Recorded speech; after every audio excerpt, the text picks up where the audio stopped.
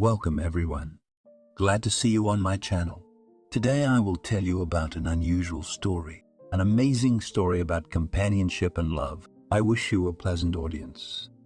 The flea market wasn't particularly popular. It's in the big cities that a rarity can be found in the flea market. And most importantly, there are connoisseurs there. Here in a small town, such things were evaluated as junk and lame. And one could wonder what all those people live on, who on weekends stand a little aside from the general market, laying out their unpretentious goods right on the grass, on sheets of cardboard. Antique irons, those that were heated with coals, no less ancient samovars, rusted garden tools, candlesticks, interior decorations, and so on. Sometimes Victoria came to the bazaar and turned around to walk through to see what was for sale. But she was tempted only once when she saw a piece of jewelry. A tarnished brooch, once gilded, with red stones that showed other colors if the brooch was turned. It had cost a penny and was now stored in her closet. Victoria would not dare to wear it. Her classmates would curve their lips, saying it was a strange choice. This time Victoria went to the market to buy flowers. Her father allowed her to mess around in the small garden as much as she wanted. And she was not on a joke keen on making compositions. Already planted and safely wintered small thuja. And now the girl hoped to buy inexpensive roses and plant them, so to speak, in the foreground. How nice it would be to sit here in a few years, on warm summer days, and inhale the real southern flavors. Since she and her father rarely got to travel, they should turn the garden into a paradise. Victoria noticed her at once. The white box stood next to some locksmith's tools, its delicate carvings standing out against their rough texture. The girl sat down and took it in her hands. The walls of the box seemed to be a tangle of vines with skillfully carved leaves and thunderstorms, and on the lid was a picture of an eagle spreading its wings. "It was made of bone," said the young salesman. He was unkemptly dressed and gave the impression of a man who could read well, if he could read. Probably travels through the villages. Old people die, hares sell their houses, and before that, vultures like this fly into the orphan huts. They buy icons, embroideries, everything unusual, original, to resell it later. Victoria did not doubt that the box is expensive. She cannot afford, but still asked not without shyness, "How much is it?" The uncle squinted. "Will you give money?" And Victoria realized it was her thing. She had long ago made it a rule. If they give her something for a price much lower than the real one, she should take it. So, fate itself wants her to own it. The girl gave 1,000, realized that this time the roses smiled at her and waved a hand, or, more precisely, a twig. But still she was going home, carrying a treasure. Whoever had carved the pattern on the box had put a lot of work into it. There are some things that seem to have a life of their own. This is one of them. From a practical point of view, the box was neither good nor bad. It was too small to hold keys, for example, and too expensive for Victoria's cheap costume jewelry, except for the brooch. At home, Victoria took out the brooch, admired the play of red stones. The shade of them was a little sinister, and put the jewelry in the box. They fit together just right. My father didn't arrive until the evening. He worked weekends too. In the kitchen, under the lid waited for them and Victoria dinner, still warm shawarma, and the girl was lying on the sofa in her room. On her stomach, covered with books, she was preparing for tomorrow's seminar. Before she washed her hands, her father looked in on her. "Where are the roses?" He remembered every little detail of her life, naturally, and now he expected to see newly planted bushes in the front garden. Victoria rose easily, opened a cupboard, placed a box in the palm of her hand, and held it up to her father. "Here, I couldn't resist." She turned her purchase this way and that, and did not immediately glance at her father. And when she finally looked to assess the impression, she almost dropped the thing. "You're completely white. Are you sick? Hard?" Several times in Victoria's memory, her father had complained of a stabbing pain in his side. And when she wanted to call an ambulance, he'd ask, "Let's wait a little while. Maybe it'll go away." And after a while, the pain would go away. Tony knew how much his daughter was afraid of being alone. After all, they had no one but each other. But now he'd forgotten all about it. He didn't even say Jim. He just snatched the box out of Victoria's hands. He turned it over and pressed a bulge that Victoria, if she had paid any attention to it, would have considered a detail of the pattern, and then the girl couldn't believe her eyes. The bottom of the box was another lid, which, obeying some secret mechanism, opened slightly. And when her father opened it, they both saw a small yellowed piece of paper, folded several times. Before Victoria could even blink her eyes, her father unfolded it. The girl could not imagine that rough fingers could act so quickly and yet so gently. It was as if her father had allowed the sheet to fall apart in his hands. Victoria hustled from behind his shoulder. They both saw that the sheet depicted a primitive but recognizable circus tent. And at the bottom, in oblique, flying handwriting, written in figures, the date, and the same flying signature. Do you know what this means? The man looked up at Victoria. The girl shrugged her shoulders in bewilderment and smiled slightly. It means that 4 years ago your mother was still alive. I think this is the scariest place on earth, Lucy said with conviction. They lay with their heads together in their cherished place, where they would not be easily discovered. There was a stream of clear water, but the children proudly called it a river. There was a forest on all sides, and the banks of the stream were quite steep. Only here there was a sort of depression. An old tree was still standing on the edge, but its roots were already exposed, and between them the children had made a shelter, a sort of tent or cave. Tony knew Lucy had a thing for scary stories. No wonder, considering where she lived. She'd only started going to school this year, and until then she'd been homeschooled. The other kids couldn't believe it when she showed up in their class, that all these years she had lived near them, but didn't show up to class. Even though Lucy didn't look sick at all, she was just a normal girl, except prettier than the others. Immediately, she was the envy of everyone, the envy of the world. She'd shortened her school sentence by a few years.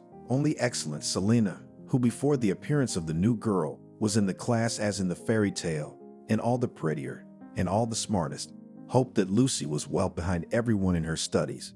It would be good that the new girl turned out to be a real Mowgli, and at her answers everyone laughed. Expectations in vain. It turned out that Lucy is successful in all subjects, and in biology and English she is a real star. Apparently, to speak in a foreign language does not give her the slightest effort. As for biology, when Lucy answered the lesson, she sometimes carried away. She went into such reasoning, which the guys could not understand, but only the teacher. No wonder, said Austin once, smiling wistfully all the time Lucy was talking, with such a grandmother. Yes, Lucy wasn't raised by her father and mother, or even by one mother like the other kids, but by her grandmother. But the old lady wasn't easy. Not only was she a doctor with some titles and regalia, but Julia was the head of the local hospital, which was the stuff of legends and rumors. The old-timers could tell that before there were only a few buildings for tuberculosis patients, far away from the village, practically in the middle of the forest. A few local women worked there as servants. They secretly brought home bottles of fizzy, brackish calmus and clone to their places, because they were fed there and paid some allowances. In the 90s, the hospital ceased to exist, and who knows where those who were treated there were sent. A few years later, Julia and some helpers came here, and the hospital got a new life. Both buildings were renovated, and soon it became known that mentally ill people would be here. Even worse, people that nobody wanted, homeless people, marginalized people. The village was outraged, and even a movement was formed to prevent this project from materializing. It would be better to open a colony for juveniles, as they were going to do in the beginning. And the dogs, they will run away from the hospital, wander around the village, spread various diseases, or even kill someone. We wrote a letter to the region and even to Moscow, but Julia didn't pay any attention to it, as she must have had strong patrons. None of the locals even recognized when the hospital was filled with patients. Not a single one of them had ever left the stone fence, and it would have taken a lot of effort to see anyone. Julia's employees were also exclusively her own people. She did not take any of the villagers to her, though they asked, even out of curiosity. Quite a lot of time passed, and next to the buildings began to build a whole complex of one-story guest houses, a cafe, a small pool. Even a park was laid out, and rich people began to come here. For the locals, it was like a thunderbolt. What had they forgotten here? No matter how good was the corner organized by the professor, still her patients were so wealthy that each of them could buy himself such a manor and a couple of others like it. Why don't they rest somewhere in the Maldives or Switzerland? The fog cleared a little when it became known that not just rich people come here, but those of them who have mentally ill relatives. They don't treat people abroad like that, said a lady who was bored when she came to the village. Julia is just some kind of magic. My sister hardly spoke, didn't recognize anyone, and I'm taking her away from here a normal person. Can I make an appointment? One of the locals asked ingenuously. There were some problems here too. Some people drink heavily. Some beat their wives and can't stop. And Veronica is called crazy because she throws a tantrum every 5 minutes. But Julia said it like she meant it. I must see receptions. But then how does she get all those patients? Pardon me? We didn't look good. Veronica explained to her fellow countrymen, I can't pay as much as she's asking. There's another option, to lose our minds completely and chew fence. Then we'll be just fine, but they won't put us in cottages. They'll lock us up in wards. Maybe someone will get a thicker chain and a bigger bowl. The fact that Julia had a granddaughter came out of the blue. The professor called the school principal and asked to enroll the girl in the 6th grade. The principal had no objections until it turned out that the girl had no documents other than a birth certificate. Lucy had never been to any school before. The principal was dumbfounded. But how can that be? This is the first such case. I have never encountered such a case before. Maybe the girl can't go to a regular school. She needs a special school. When Julia began to speak, her tone was such that the principal felt like a first grader herself. A few years ago, my daughter and son-in-law died tragically. Lucy is my only granddaughter, and it was hard for me to let her go. I tutored her myself. If you don't think my knowledge is enough to help her master the 5th grade curriculum. What are you? Zalobazala director. You just understand. I need to formalize all this documented. I'll call the district office. Call them, Julia said. The matter was solved instantly. The principal was surprised. No obstacles, no delays. The teachers were also alert, especially the class teacher. How else would Lucy fit in? But even then, everything went smoothly. Lucy behaved just absolutely not as an upstart, not as the granddaughter of a famous person. She gave classmates cheat homework, willingly played the same games that the guys, without caprice, ate in the school canteen, ate everything to the drop. The only hobby that distinguished her from the rest of the guys was a craving for horror stories. Her imagination resembled a burning stove, and the fuel was suitable for anything from children's stories like Yellow Nightstand and Black Hand to novels by Stephen King, which Lucy read lustily. It was on this basis that she became friends with Tony. The girls in her class had very different hobbies. Lucy would bring books to the boy or retell what she had read, and he would show her the places in the neighborhood that the villagers told legends about. The two of them found this place between the roots of an old fir tree. It was summer vacation, and Tony was on his own, and Lucy was allowed to stay out until the evening. And now she was going to tell him about the scariest place on earth. Tony had heard a lot of scary stories from his friend. She told him about Dracula's castle and about the creepy Kashkalak cave, where animals and even people were sacrificed. And then, you can imagine, Lucy was running her finger in the sand, drawing spirals in the sand. It started in the 13th century. An abbot named Henry, sent to the Holy Land by the King of Bohemia, brought back some earth from Golgotha, and he scattered it in the cemetery of his abbey. And after that, everyone who lived nearby wanted to be buried there. And then there were plague epidemics, and in the Middle Ages people were always fighting. Anyway, as time went on, the cemetery got huge. And when the 15th century began, they built a great big beautiful cathedral and made a tomb near it. And one half-blind monk started digging up people's remains from their graves and put the bones in this tomb.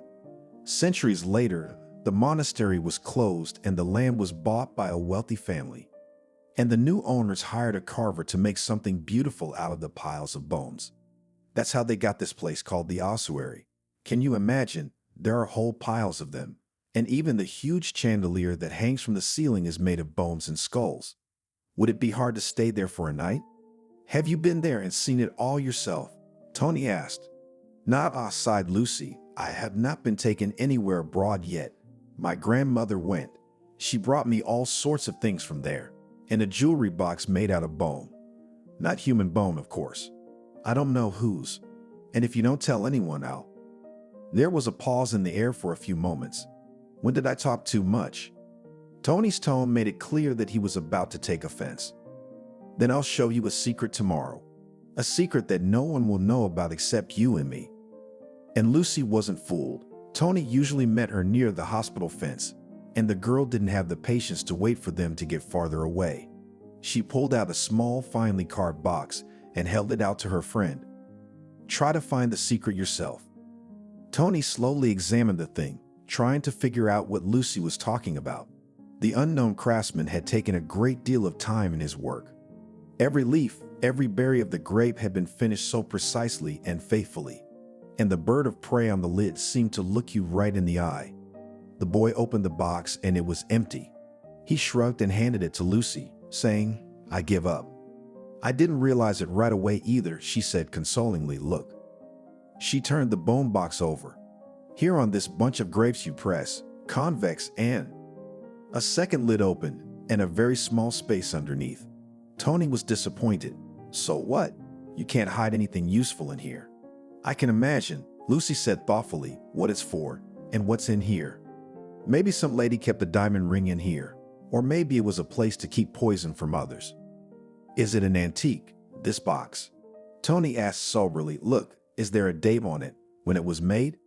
Maybe it was carved yesterday to sell to tourists." But Lucy shook her head with such conviction that she was sure of the mysterious fate of the box. But seeing that her friend did not share her fascination with it, she turned the conversation away and did not mention the box again. Time went on as it happens in youth. The school year seems endless, and then slam and summer vacation. And you're already in 7th, 8th, 9th grade. Those who predicted that the clinic Julia Stepanovna will not last long in the end immediately do not get rid of oncology and even do not make a new beautiful face. All these people miscalculated.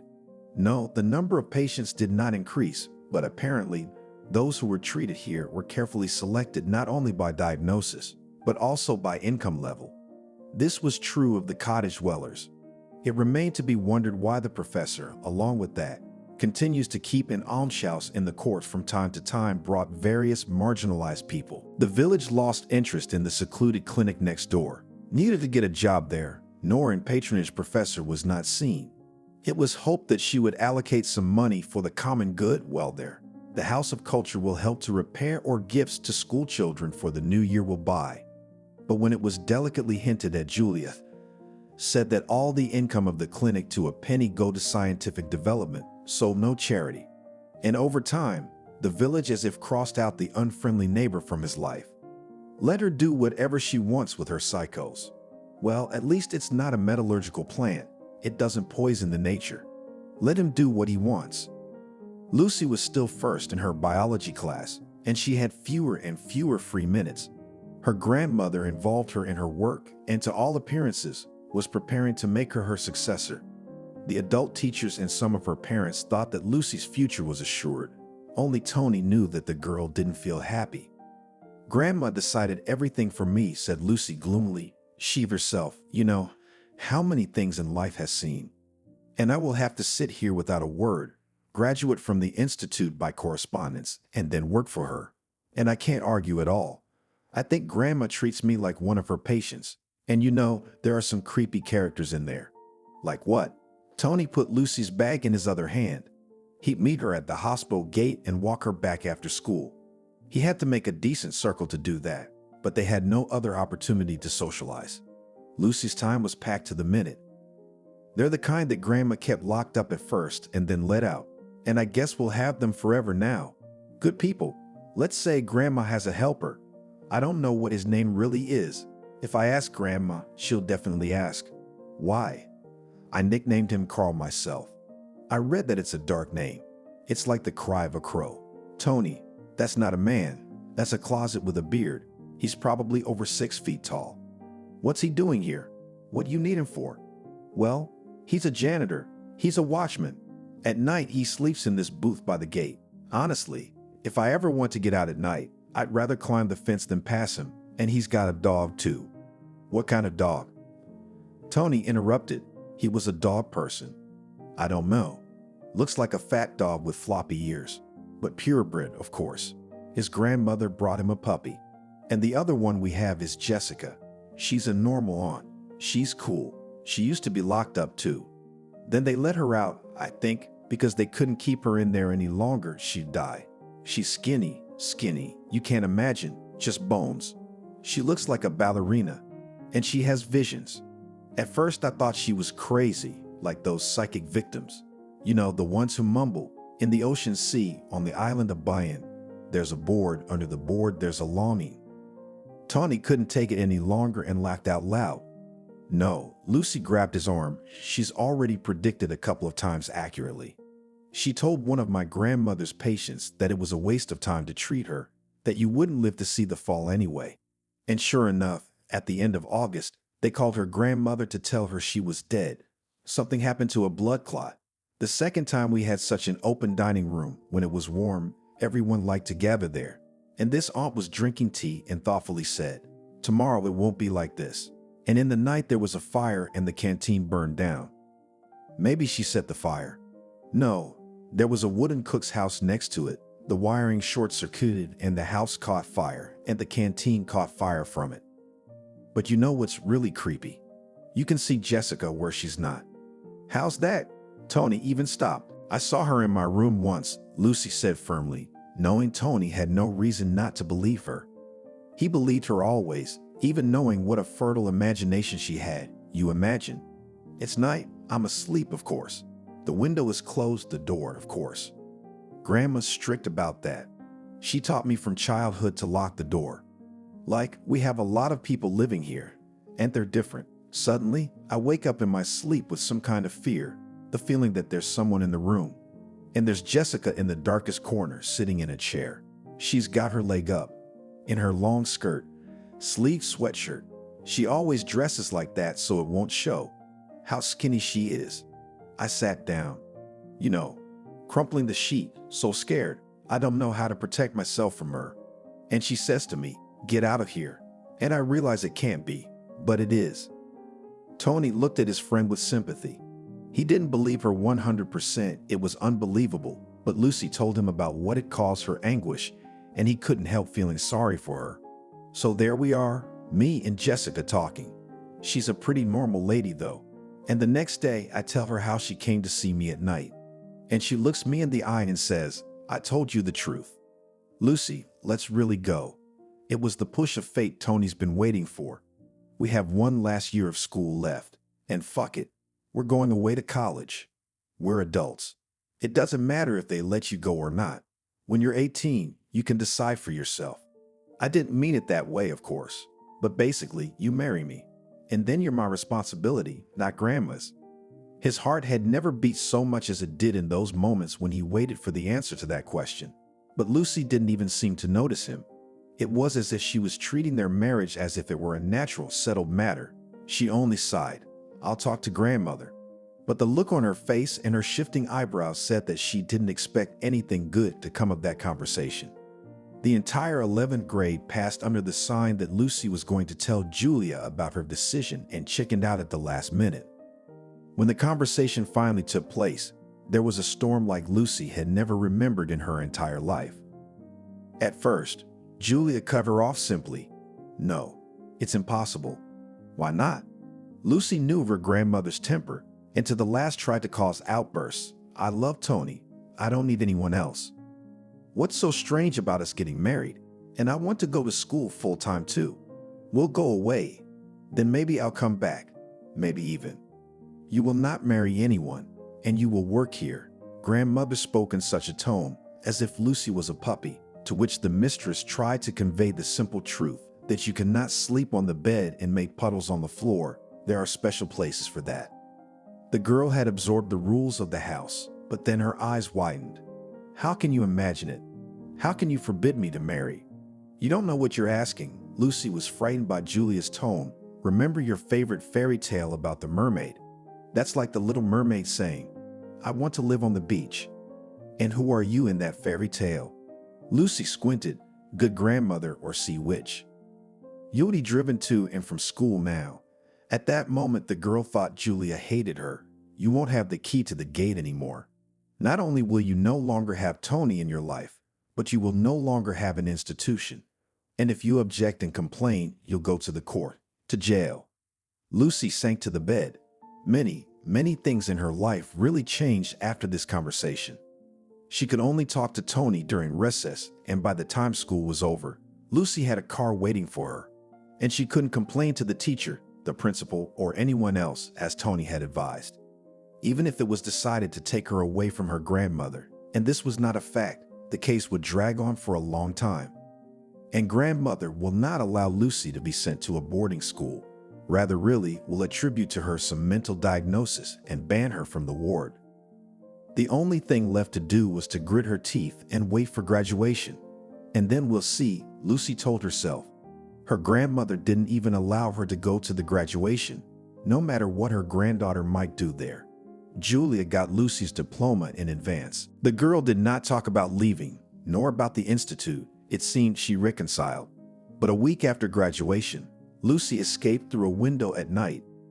The clinic was securely walled, and the girl remembered the alarm system. How long had she been racking her brains over how to get out of here? The only option she and Tony could think of was to go down to the beach, swim across the shallow river, and on the other side Lucy would be waiting for Tony with dry clothes. They would catch the first train, and in 2 hours they would be in town. Lucy was so afraid that she would be found there, that her conspiracy had gone beyond all mental limits. And there we must take the train, and then on, she said, maybe somewhere in the capital. We'll get lost there for sure. Come on, Tony looked at her with love and pity. Don't make a Sherlock Holmes out of an old woman. She'll have her little tantrum and then she'll move on. Let her go on living with her nutters. But Lucy shook her head gloomily. There are dreams in life which come back again and again. And so Lucy dreamed of escape night after night. The grounds of the asylum were always well lit, except in certain corners, so those who worked here carried flashlights. But this way to the river, which the girl made in total darkness, this cold black water. Lucy was a good swimmer, but she often imagined something scary. It was not the current that frightened her, not the whirlpools, but both that took lives every year on this river. It was the fear that someone would grab her and pull her under the water. And many times Tony had to wake her friend at night when Lucy screamed not in her own voice, but in a strangled voice. Meanwhile, their escape went quite well, and 2 hours after the shivering Lucy came out of the water, they were already sitting in the train. The girl's hair had not yet had time to dry. They had no difficulty in renting an apartment in the city, to the lamentations of Lucy, who demanded to go even farther away, or better still, to Kamchatka or Sakhalin. Here is such a good university, gently persuaded her friend Tony. If we both get in, well, what will your grandmother be able to take you away? It's ridiculous to even think about. You're an adult. You make all the decisions about your life on your own. Still, until the lists of those who were accepted to the first year were published, Lucy tried not to go outside and asked Tony to ring the doorbell 3 times so that she would open it for him at once. The boy laughed at her, but thought to himself how deceptive the impression was. To everyone and always, Lucy's family seemed more than prosperous. A loving grandmother and a quiet, well-meaning granddaughter, an excellent student, but to what extent the girl's will was broken. To the great joy of young people, they both entered, and Lucy chose not the biology department, which she was predicted by her grandmother, and together with Tony submitted documents for the faculty of history. When they became students, they signed, although the dean grumbled. A married student is not a student at all. They didn't have money for even the most modest wedding, but they were given a room in a dormitory on the 2nd floor, where married couples lived. The fee was symbolic. In fact, this is what prompted the guys to formalize their relationship so quickly. It was a time in their lives when they saved money on everything. Lucy did not immediately believe that they had begun a normal student life, with lectures and seminars, with trips to the movies and excursions, and even with the annual winter ball, which was held in the atrium. Girls had to come in long ball gowns, and for some reason, almost all the girls wore bride's dresses. Perhaps they seemed most like the old ones, with their crinolines and plumes. Lucy had borrowed one too, and she looked at herself in the mirror with delight. So it was my fate to wear it anyway, she repeated. I didn't have to go to the wedding, so at least now. Although studying was difficult compared to school, the time passed. Especially the sessions flew by in a flash. Tony and Lucy sat over the notes far past midnight. Good grades, on which depended the scholarship, were vital to them. After a little bit of studying, both of them started to work part-time. Tony took a part-time job as a janitor in a kindergarten, and Lucy was hired as a waitress in a cafe for 4 hours a day. In her senior year, Lucy got pregnant. They hadn't dreamed of having a baby yet. That is, they thought that it would be, of course, but a little later. However, when the doctor confirmed the hunch, both Tony and Lucy took it as some kind of miracle that had come into their lives. Tony insisted that Lucy quit her job and that he would provide for the family. All she had to do was attend lectures and write notes for both of them.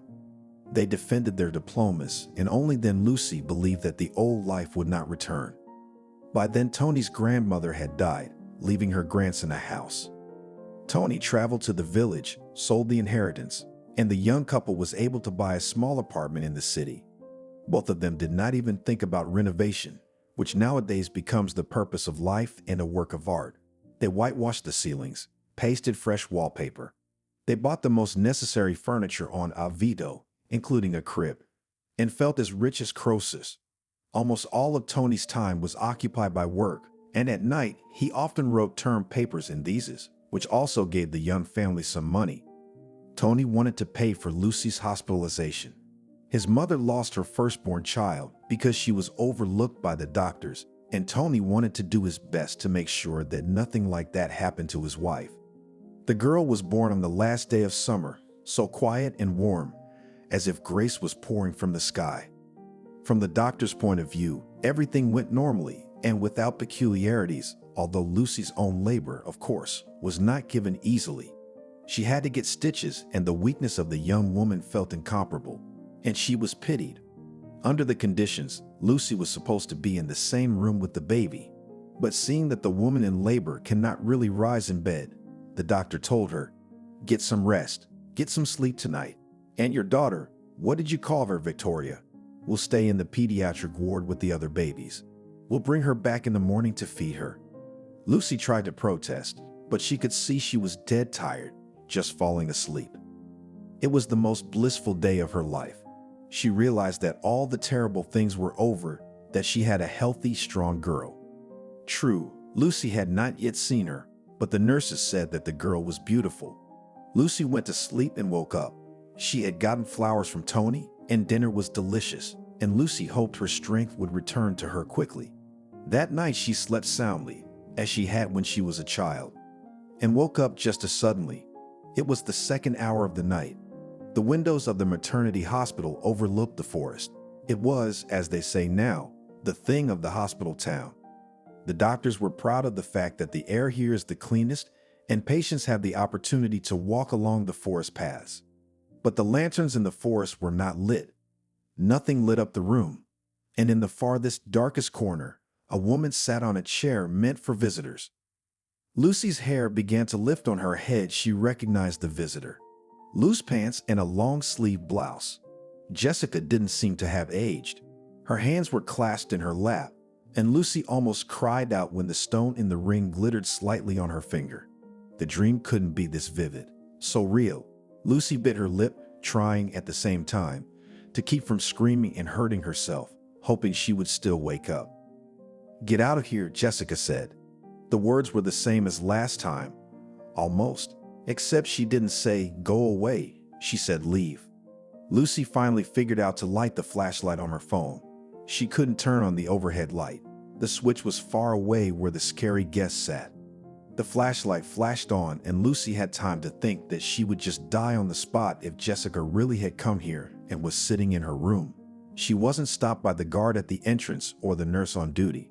But there was no one in the corner, only a nightstand on which stood a carafe of water and an empty oilcloth chair. Lucy clenched her hands. If this wasn't a bad dream, what was it? A hallucination? Was she going crazy too, like Grandma's patients? Tony had explained to her 100 times that it was all in the past, that Grandma had found her leaving school note and had accepted it. Otherwise, she would have found the recalcitrant granddaughter long ago and tried to get her back. Time has passed, There was no way the tentacles of the past could reach back to today. Lucy wanted to go to the pediatric ward, pick up her daughter and keep her close to her, and tomorrow ask the doctor to get them out of the hospital as soon as possible. At home, where it was up to her to open the door or not to open it, she felt more confident. She had to make a tremendous effort to abandon the plan. She went back to bed, covered herself with a blanket, as she had done when she was a child, when she had made herself a house and hidden it from the horrors of the book she had read. But the bed was so warm and Lucy's strength was so little that she still fell asleep and woke up again at dawn. The maternity ward also wakes up early. By 6 o'clock, the midwives on duty were already delivering babies to their mothers, and Lucy was waiting for the opportunity to have a good look at her daughter. They say girls look like their fathers. But time after time, there were sounds of a cart carrying newborns. Here they called it the musovos because the hungry babies were screaming. But no one opened the door to Lucy's room. Finally, silence came and still no baby was brought to her. Lucy got up with difficulty and, leaving her slippers under the bed, slipped barefoot to the door. The hospital had a life of its own. The children were being fed and the only people in the corridor were the medics hurrying about their business. "What about my baby?" Lucy asked the first girl in a white coat. "Why didn't they bring it to me?" The nurse twitched her shoulder. "I don't know. Are you from the pay ward? The baby should be with you. Or does he have some kind of medical problem? Usually the weaker ones are monitored." Lucy hurriedly explained why her daughter was in the pediatric ward. "Well, not there, asked," the nurse said. Yesterday's nurses had already changed, and the ones who took over could not understand Lucy. In paid wards, children are always with their mothers. "I don't have anyone." Lucy's voice broke. "You have my daughter." Then the nurse's expression became confused. "We have no one. All the newborns have been delivered to their mothers." Lucy grabbed her hair and sobbed. She slid down the wall, squatted, cried, and couldn't stop. She realized that she was acting shamefully, that it was probably hormones. She had to restrain herself.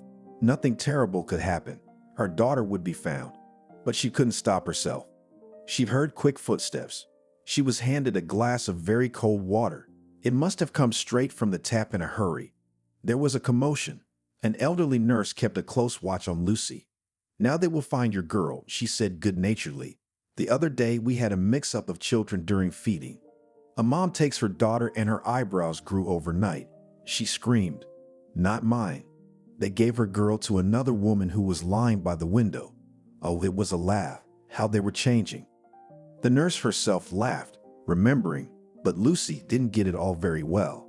And finally her heart broke when she saw that the head of the maternity hospital, the doctor on duty, and the head nurse were hurrying down the corridor to her. Apparently, they did not want anyone else to see the scene. And the head of the hospital, Nellie, hooked Lucy under the elbow. "Let's go to my office and talk." "Did they find her?" Lucy almost shrieked. "Come on, we'll get to the bottom of this." When a sobbing Lucy sat down in Stono's office near her desk, she noticed that the head nurse was leaning against the door to prevent anyone from entering. The superintendent turned off the desk lamp that had become redundant. "The baby was supposed to be with you." "Was she?" she said separately, suggestively. "Why are you telling me all this? I begged you yesterday to let my daughter be with me." "I was refused. She was taken away." "Are you sure you remember her being taken away?" As distraught as Lucy was, she realized it would have been easier for the staff if the baby had gone missing from the ward where she was with her mother, not from the children's ward where he was in the care of the medics. Of course, the hospital's still to blame, but what about the mother? "Victoria wasn't even brought to my room," Lucy said, calling her daughter for the first time by the name she and Tony had chosen for her. "You never found her, did you?" "There's a guard coming up," Stone said. "He's already changed, but he hasn't left yet." "Don't you have security cameras?" "They don't give us any money for them," the manager said dryly. The guard was an elderly, gray-haired man of small stature. He just threw up his hands. "I didn't go away. I didn't see the child taken out." "Could someone have come in through the service entrance?" Lucy asked that question. In addition to the main entrance, there was a service door near the stairs. From the inside, it was locked with a hook. The girls who were in the maternity ward knew about it. and sometimes ran away for an hour or two to see their friends, to take a walk in the woods, or even to go home to wash and visit the older children. The headmistress raised her eyebrows and hurried the guard to answer. Well, I'm not going to be able to keep an eye on the whole building. I've been sitting in my room, walked down the hall from time to time. I didn't hear anything. It was quiet. You've checked everything, right? The superintendent asked the head nurse. Everything, she sighed. Well, we must call the police, and Nellie Alexandrovna took up the phone. Lucy didn't remember how she got to her room. Then Tony arrived, having barely waited until morning. Lucy had promised to show him her daughter, but he saw his wife and didn't recognize her. Lucy's face was so dead. Tony, I know who stole her, she said. No, they weren't left alone with the trouble. Lucy's room became a thoroughfare. The police came by. They even found a psychologist somewhere. She was a full-figured woman who looked like an old gypsy. True, her searing black hair was cut fashionably, but the gold earrings in her ears, but the bright makeup and the strong smell of perfume were so out of harmony with what her parents were feeling right now that Lucy just clasped her hands to her chest pleadingly. Go away, please. For the first 2 nights, she and Tony stayed awake, waiting every minute for news. Never before had Lucy been interested in the disappearance of children. But in any case, what had happened to them was out of the ordinary. It happened that negligent mothers left their children unsupervised and they disappeared. It was much more common with older children. Some were lost, some were victimized. More than once these days, Lucy had caught the superintendent's eyes both sympathetic and irritated. So much trouble for her girl. There was a good chance the headmistress would be fired. No, she could only keep her place by a miracle. And Nellie Alexandrovna thought now about how to fight back, how to explain what happened, and not to remain at fault. They allocate only a little money for security. That's why the guard is a pensioner and there are no surveillance cameras. Nellie Alexandrovna was preparing to fight on all fronts. Her dream was to retire from here in a year and a half, and until then to remain the head of the school. Lucy she hurriedly discharged while the young woman stayed here. The maternity hospital resembled a hive. Not only were there police and journalists, but the women who had intended to give birth here for a fee were ready to reconsider if their babies were kidnapped. Tony asked the police to help him take Lucy home so that there would be no prying eyes, no questions, and above all, no press. But the investigating officer, Christina, said it couldn't be avoided. You can't turn off the phones. We have to stay in touch. And now, when there will be announcements in newspapers, on radio, on television, those who may have seen something will try to contact you. Christina was a young girl. There may have been several investigators on the case, but they communicated mostly with Christina. The police must have thought it would be easier for Lucy and Tony to get along with someone who was practically the same age as them. Lucy immediately said that her grandmother was involved in the kidnapping. No one else could have done it. She squeezed Christina's fingers with such force that she thought, this is going to leave bruises. We'll check it out, of course. Christina tried to free her hand, but let's not stop at just that theory. If you think about it, why would an old woman have a baby? Just to get back at you? I'm sorry, I find that hard to believe. It's too illogical. Send someone down there. Right now, Lucy was ready to get down on her knees. Christina nodded and promised that the police would go to the village today. And tomorrow I'll tell you all about it. But Lucy couldn't wait until the next morning. She called the investigator in the evening. You see, I told you. You hoped in vain that everything was so simple. Christine's voice was tired. The clinic has long been closed, or rather, it's a recreation center now. Your grandmother left a long time ago. We haven't found out where. She's definitely not registered in the region. There's almost zero chance that she did it. But then who did? Lucy's blurted out. Let's check the mothers who've recently lost a child. Maybe one of them had a mental breakdown. Rich childless couples. Maybe one of them had a baby. Well, I don't know, Christina admitted. It's so rare. Don't despair. We'll keep looking. We'll keep looking, Lucy repeated, dropping the phone. She hadn't told the police anything about what could be called her night vision. Who would have believed her? After such a confession, everyone would just assume that she'd had a mental breakdown too. But Tony knew. He brought Lucy some tea and said firmly, suggestively, "Grandma, we'll find her." The day after the young woman was discharged, Tony's parents came to visit. They had called ahead of time, and Tony led them past those who besieged their entryway with journalists and mere curiosity. All Lucy heard was the sound of voices coming through the open door. Then the door slammed shut, and the noise died down with it. She felt very ill. She had been given a special injection in medication, but the robe around her chest was soaked with milk. It was logical to think that whoever had stolen the baby would take care of her. But Lucy had a feeling that her daughter was all alone, helpless, alone with the whole world. Would she survive this night? And the next? Such thoughts were maddening. Tony's parents confirmed what the police said. "Yes, we didn't want to say before." The mother had a guilty look on her face. "You're so sensitive about your grandmother." No, there was nothing sudden. Patients would finish their treatment and leave, and no new ones would take their place. That's all. Then it just kind of emptied out quietly. The guard told those who hung around that the clinic was closed. "When was that, Mom?" Tony asked. The woman arched her eyebrows. 2 years ago, I think. Right, Talia?" "Yes, 2 years." "So did they close or did they move?" Lucy's throat kept drying up and her voice trailed off. Her mother made a helpless shrug. I don't know. So are they looking or are they fooling around?" Father couldn't stand it. "Maybe they're waiting for you to give them money so they can start scratching." "Dad, what are you talking about?" "As long as you're sitting here, waiting silently, nothing will move. We have to sue the hospital first. Then declare that now not only local, but journalists from the center will come here." Lucy wrinkled as if from unbearable pain, took her fingers on her temples, went into the bedroom and fell down on the bed. "Shut up, Tony's mother stood up. "It's the boy's grief first and foremost. Let them decide what to do. I'm gonna go comfort the girl." The next few days dragged on for an agonizingly long time. Everyone at home was confused about the time. Was it morning or was it afternoon? The hours when there was no news were particularly frightening. The phone calls were now answered by his father. Tony wouldn't get up from his computer, telling no one what he was looking up on the internet. The mother was crying quietly and kept trying to feed or at least get Lucy out of her stupor. And the young woman seemed immersed in herself and as if she was painfully remembering something. There was news after all. Christine accepted the fact that Tony's parents would be aware of the search. "Just please, no contact with the press," she asked. "Otherwise, any lead could easily be destroyed." There was a vagrant who was seen somewhere, her beggarly clothes ill-matched to the smart blanket of the baby she was carrying.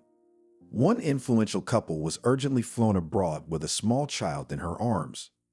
Another woman with an unstable psyche, who had a mania for having a daughter, refused to open the door to the police. Tony's father was about to attack the investigator with reproaches, but Christina's tone suddenly became ironclad. "Anatoly Dmitrievich, your irritation will not help to find your granddaughter. If you cannot give us any threat in this search, do not interfere. Otherwise, I will call the parents to me and report the information only to them." A week had passed. It was late at night. The parents were asleep. Lucy was crying so quietly that no one could hear her, but her nose was stuffy and she couldn't breathe. At that moment, Tony sat on the edge of her bed. He looked into his wife's face and saw the glint in her eyes. "You awake? Come on, I need to talk to you." He led his wife into the kitchen and closed the door behind him. On the table was the laptop that Tony didn't seem to have turned off all these days. "Look what I found," he said. "It's kind of just a forum post, but..." Lucy brought her face close to the screen. She had been crying so much lately that her eyes were swollen shut, and she couldn't even see as clearly anymore. "I'm so glad," wrote the woman with the nickname World. "About Mom, all the doctors said the same thing, that she will soon stop recognizing loved ones. The disease is progressive. It can only be delayed. But this year we spent 4 months in the clinic, and you should have seen it. It's like my mom started from scratch. She forgot all of us. I had to remind her that I was her daughter. Here was her husband and so on. But now she's thinking and reasoning like a perfectly healthy person. Girls, don't ask where we've been. They don't take people there from the street anyway." Lucy looked up. "You think?" "Maybe," Tony said cautiously. But see, it's not like she's saying where it is. You scroll further, there are girls there. She did promote it. It was necessary to look through several pages of the forum before an unknown geographical name caught Lucy's eye. Where is it? She asked, perplexed. Here begins the most interesting thing. Tony sat on the edge of the chair. So listen and try to compare everything. Shall I make you some coffee? Put the kettle on. Lucy felt the urge stirring in her for the first time in a long time. She wanted to drink strong, sweet coffee with cream. So, there is a certain conditional peninsula. Tony put the kettle on the fire, by the way, not so far from us, less than 1,000 kilometers. A place, as they say, quite popular in a small circle. There's a big lake there, quite cold, but a meteorite fell there a long time ago. Of course, there are those who are interested. Besides, the peninsula itself is curious. There's only one road to get there, and it's quite narrow. There are forests on the right and swampy terrain on the left, but these swamps have not been there for centuries. Where it's drier, you find the remains of ancient settlements. Well, the forest is quite inhabited, you can hunt, and fishing on the lake is very good. If a person wants to live there in seclusion, it can be done quite well. And in the 19th century, a guy thought of it. He built himself a mansion, not such, of course, as today on Rublevka, but still. And this comrade was also fond of various nuances connected with psyche. He even did some experiments, they say. He died, if I'm not mistaken, before the revolution. But the house he built was so good that it has survived to this day. There were different offices in it at different times, but it was very inconvenient to go there. A few years ago, a businessman bought the house and rented the peninsula for a quarter of a century. He planned to make a paradise for tourists there. You know, fishing, cabins, a bathhouse, hunting, shashliks. Because if anyone had gone there before, you know, the enthusiasts who are said to be a bit crazy. Somebody was scuba diving there, wanted to find a meteorite. Somebody said that there was a place of power and almost danced with a tambourine. Somebody was interested in ancient sites. But the businessman didn't have time to turn anything around. He had it all sort of rebought. The kettle made a sound like the cry of a cat whose tail had been stepped on. Tony turned it off, poured a scoop of instant Nescafe coffee into the cups, took the cream out of the refrigerator. And that clinic is there now, he said. I've been trying to find pictures of it. People take pictures of everything now, every sneeze. I was hoping for a glimpse. On social networks, on forums, but there's nothing. No, of course, former photos of this place can be found, but not fresh, not current. Ritka, why are you looking at me like that? I'm going there because it's a real lead.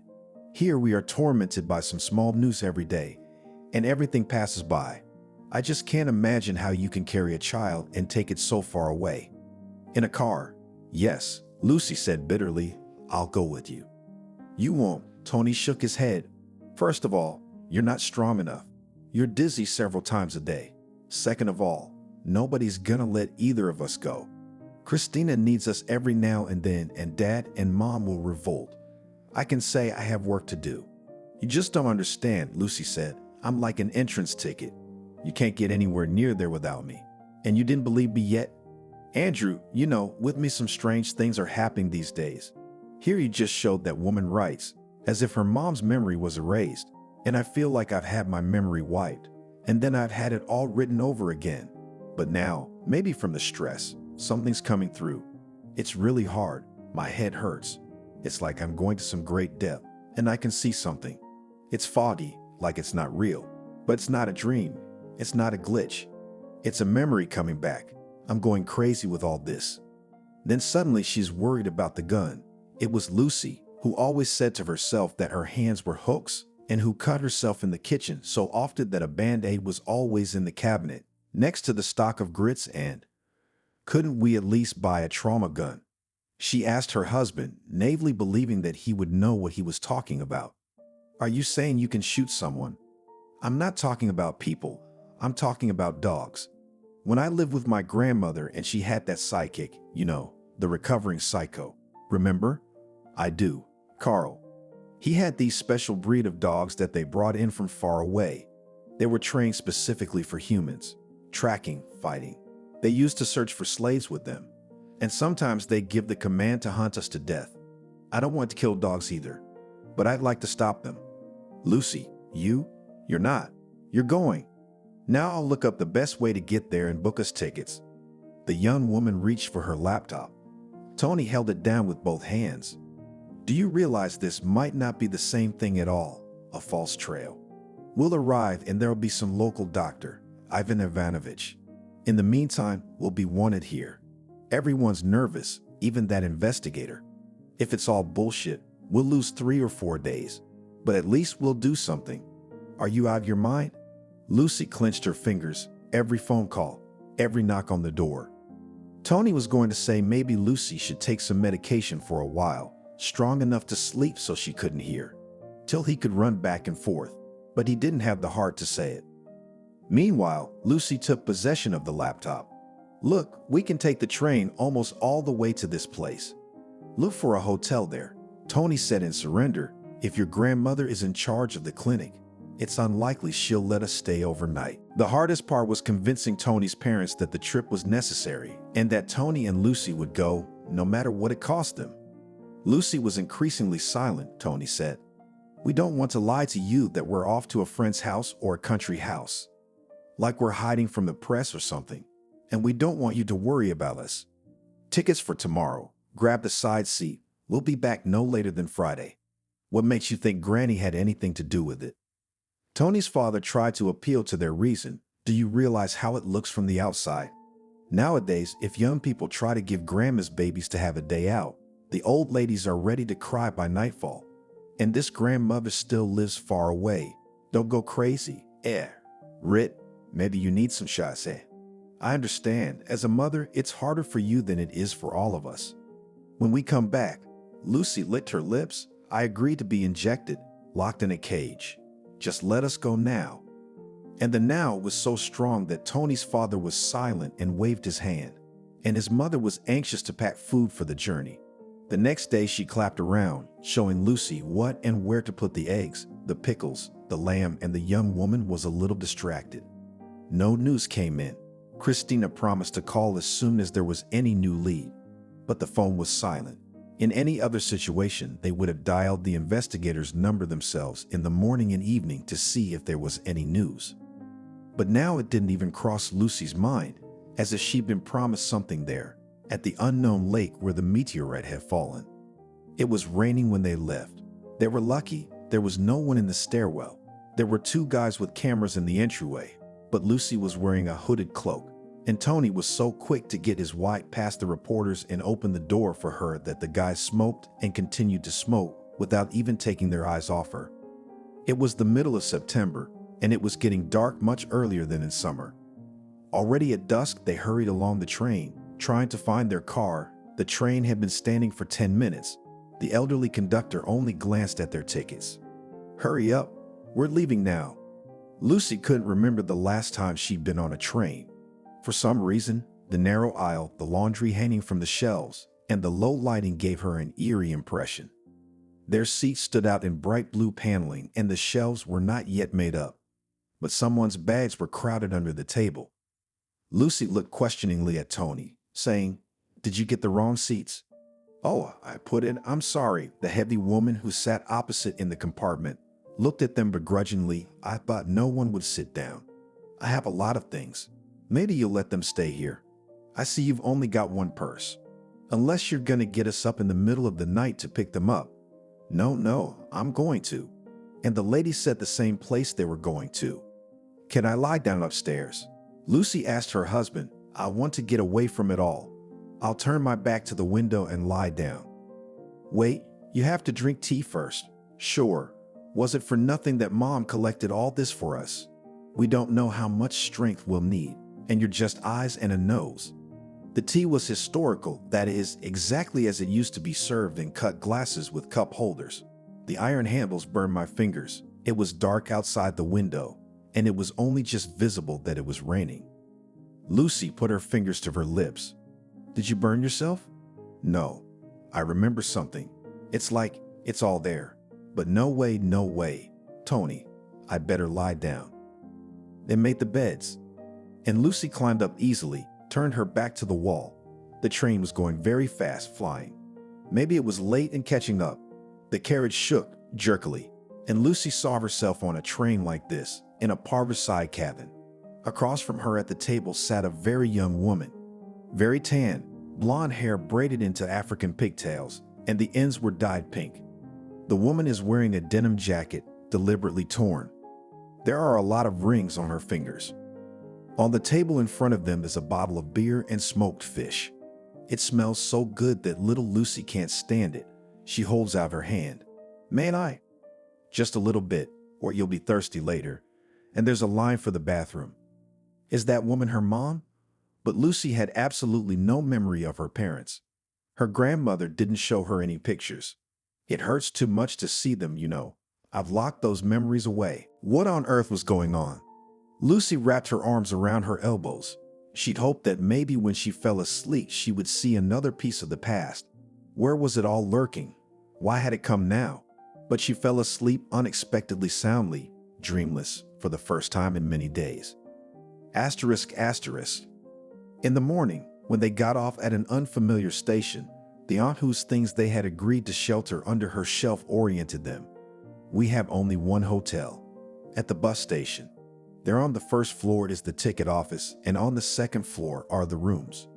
Truckers are stopping more and more. It's an unpleasant place, on the highway. Even though it has plastic windows, it's still noisy." When Tony asked her about the place that was the real purpose of their trip, the aunt hesitated.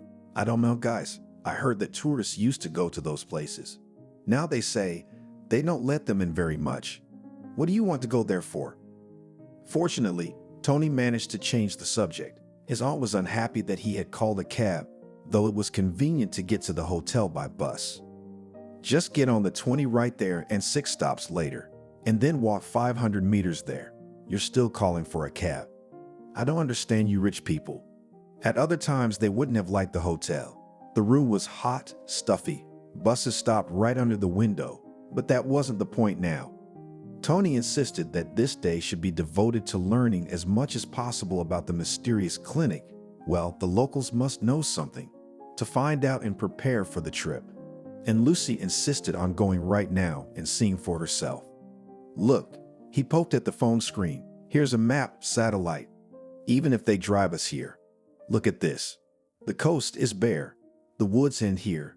And then there was a beach, and that's it, the lake. We won't make it back before tonight, Lucy.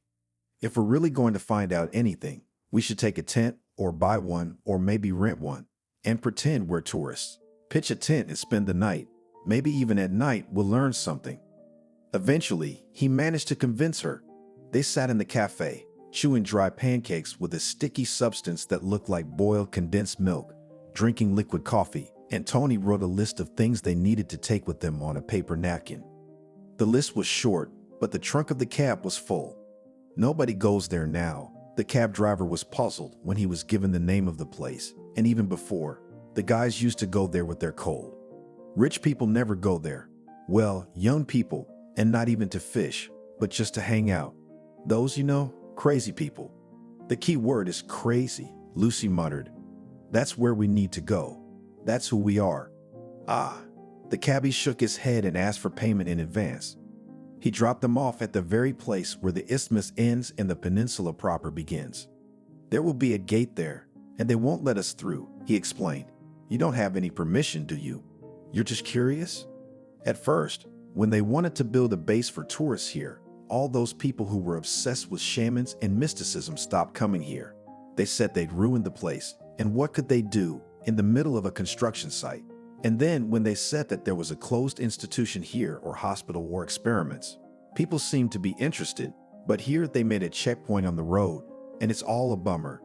Maybe there's a way through the woods if you're interested in the lake. But don't go that way, there are swamps there. Before, you could call for help if you got lost or fell through. But now there's no one in these parts. Tony slipped the man an extra $1,000, and he got even more sympathetic. "When you come back, call me and I'll come get you." "Thank you," Tony said. "We're fine with that." Left alone, Tony and Lucy listened to the sounds of the forest for a long time, trying to catch the proximity of people. Nothing. The sound of leaves, the hum of pines, and birdsong. "Shall we try to get to the lake bypassing the road?" Tony asked. "Actually, we should get as close to the fence as possible, but without being seen. We'll have to turn off the road anyway. Let's go. Lucy adjusted the straps of her backpack on her shoulders and involuntarily touched her chest, which was aching and heavy, despite all the medicines that the young woman drank. It was very tempting to cry. But what was the point? Lucy only bit her lip hard enough for one pain to override the other. Tony walked ahead, at random with no trail to follow. We should just go down to where it's lower. Lucy listened as she walked to what her husband was saying. Then we'll go out to the lake. They miscalculated a little and ran into a fence, but they only had to walk a little to the right, and it ended. It took them about 10 minutes to get from that place to the lake. It was immediately obvious that no one had been here for a long time, and there was grass through the sand on the beach. And there was no sign of human presence. No remnants of a fire, not even an abandoned piece of paper. The opposite shore of the lake, overgrown with forest, was also deserted. Now we'll make a tent. Tony looked around, choosing a suitable place if we'll be covered here, which is very unlikely. We just came to rest. We didn't know about the band. It's not what you say. Only now, in the light of day, standing a few feet away from Lucy, Tony noticed how thin she really was. All that was left were the sore, haggard eyes. It's not us who will be asked. It's us who will go asking the questions. Otherwise, why are we here? While they were putting up the tent, boiling water on the fire, cooking dinner, they agreed that at night they would go to the fence, walk around its perimeter, try to see everything. Even if tomorrow they would go straight into the tiger's mouth, that is, knock on the gate and demand to be let in. They should know in advance how the place was guarded and whether it would be easy to escape. Lucy knew from experience that it was easier to get in than to get out. They went to bed early when the sun had barely set, assuring each other that they would need their strength. And Lucy dreamed again. This time she knew it was a dream because Jessica was sitting in front of her, not scary or mysterious at all, but exactly as Lucy had last seen her. "I'm getting old," the woman said with infinite sadness, "and I don't want to do this." "Well, okay. Last time. What don't you want?" Lucy asked. The dream began to thin out. She was coming back to reality, though she tried desperately to hold on to the dream. It was important to find out what the clairvoyant wanted to say. Lucy opened her eyes. A few steps away from the tent stood an indistinct figure, whitish like a thick fog. Through it she could see the forest and the lake. Jessica was stern and even majestic now. She made a sign to Lucy to follow her. And nowhere but to that mysterious house, which they had not yet been able to see, and Jessica could not lead them. Sometimes it seemed to Lucy that she was losing her bearings, and there was no one around. She was having a hard enough time as it was, calling herself a fool for not bringing a flashlight.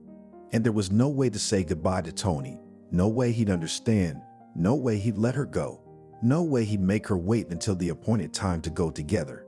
And the chance was only now. Lucy had no doubt about that. And so she hurried in total darkness, now and then catching on branches, stumbling, stepping into some shallow hollows in the forest floor. But at least she knew where to go. Those outlines of a figure that were a little lighter than the darkness around them, and the air there around them wavered slightly, as it does over a campfire. And then suddenly it was gone for a few moments, and that's when panic set in. Lucy, gasping, started to look around, and only calmed down when she saw that spot of light again. Then she suddenly ran into a fence of iron bars, but the ghostly figure led her to the right. After a couple of dozen meters, Lucy saw that Jessica was already standing inside, on the other side of the fence.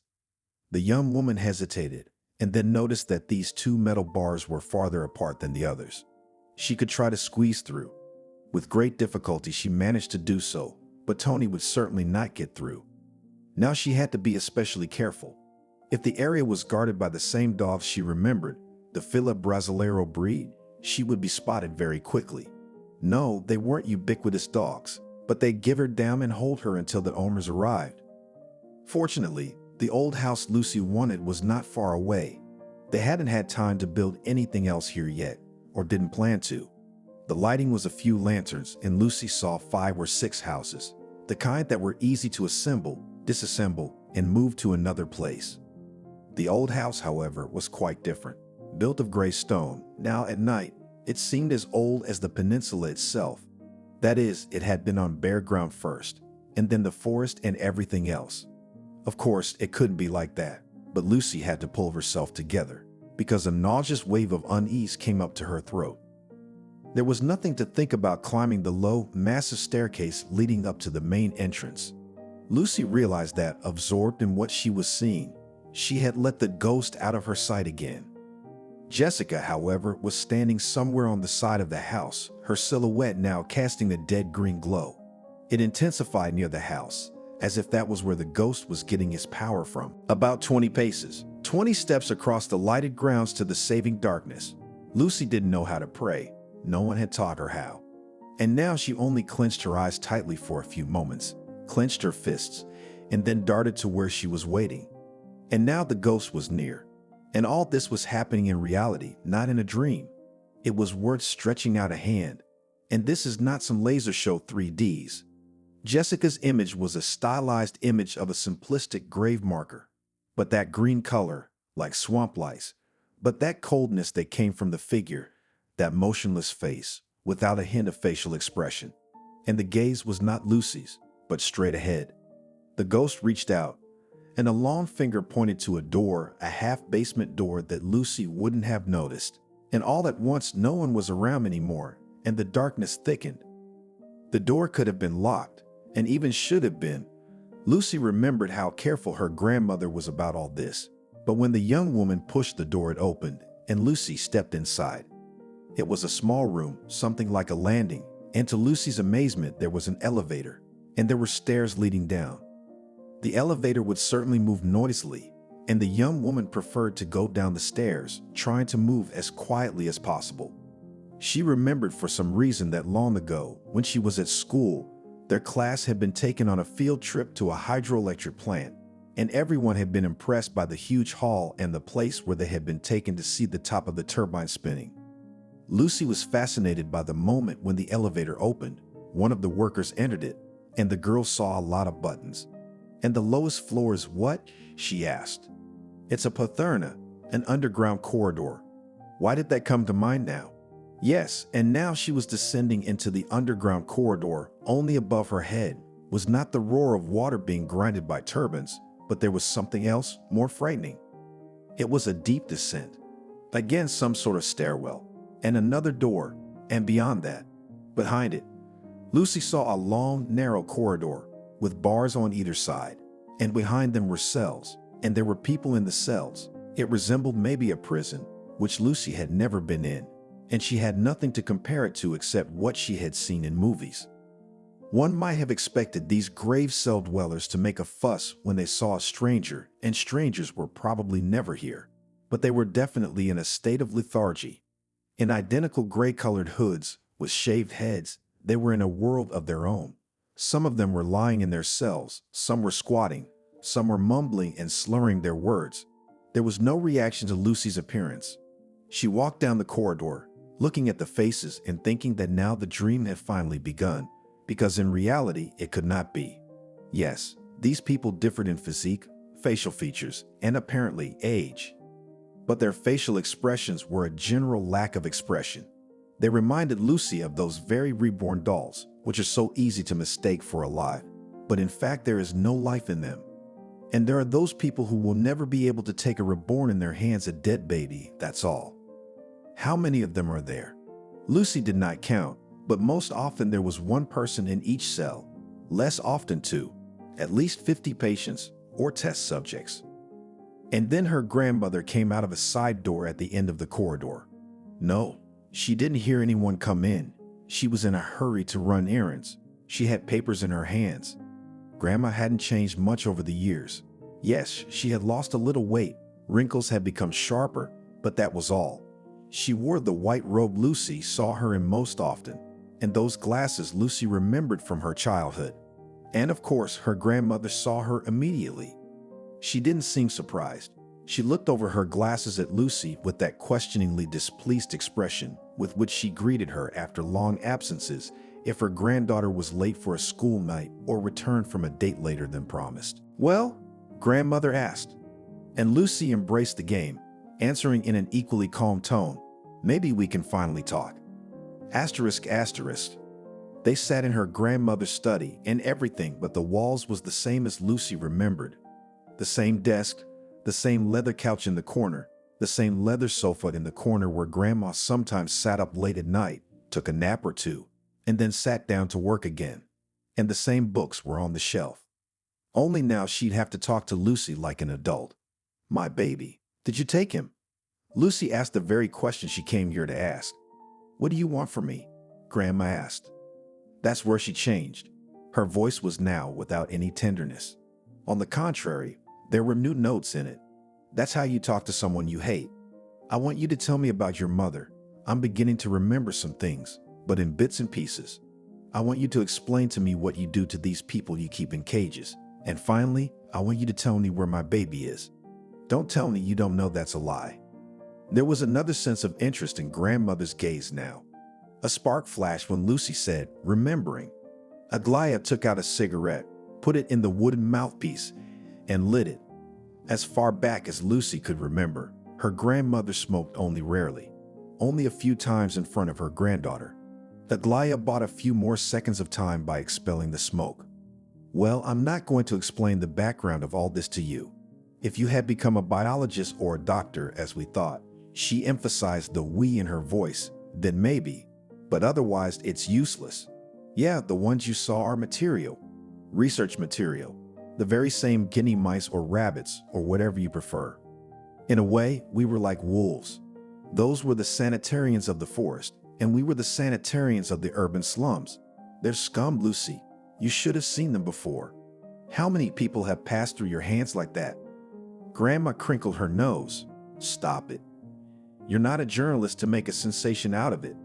An old witch killed 1,000 people for her experiments. Okay, what's the purpose? Someone's dealing in other people's organs. And you so." Lucy felt dead tired. Grandma shrugged. "Experiments, experiments, most often drugs. Less often surgical manipulations. I succeeded in many things. And the continuation of successful experiments was the treatment of people, the very people who suffer from mental illness. Of course, it's all voluntary. They come to me, they bring me money. But I know you," Lucy said. "You didn't do it for the money. It was for science. You're her knight, without fear, but as for reproach." "You think right," Grandma grinned. "And when I'm gone, all this will be made public, and it will serve the medical profession well. Right now, I don't want to bring it all out into the light of day. I don't want sensationalism. I don't want a trial. I just want to do what I have left to do." "What about Jessica?" Lucy suddenly asked. "Why should she?" Grandma was surprised. "She's dead. She's been dead a long time. She's still there at the old place. That's where she's buried. She's a test subject too, isn't she? Why did you keep her with you? What were her powers?" "Well, she was able to." "How do you explain it?" "It was very sudden. She created a sort of phantom of herself. She'd be in one place and people would see her in another." Lucy was having a hard time keeping it together. After all she had seen and heard, she wanted to squeal like a little girl and beat her fists on the table, shrieking, "It's not true, it can't be." But she had to sit there and ask these dry, impassioned questions. "I understand.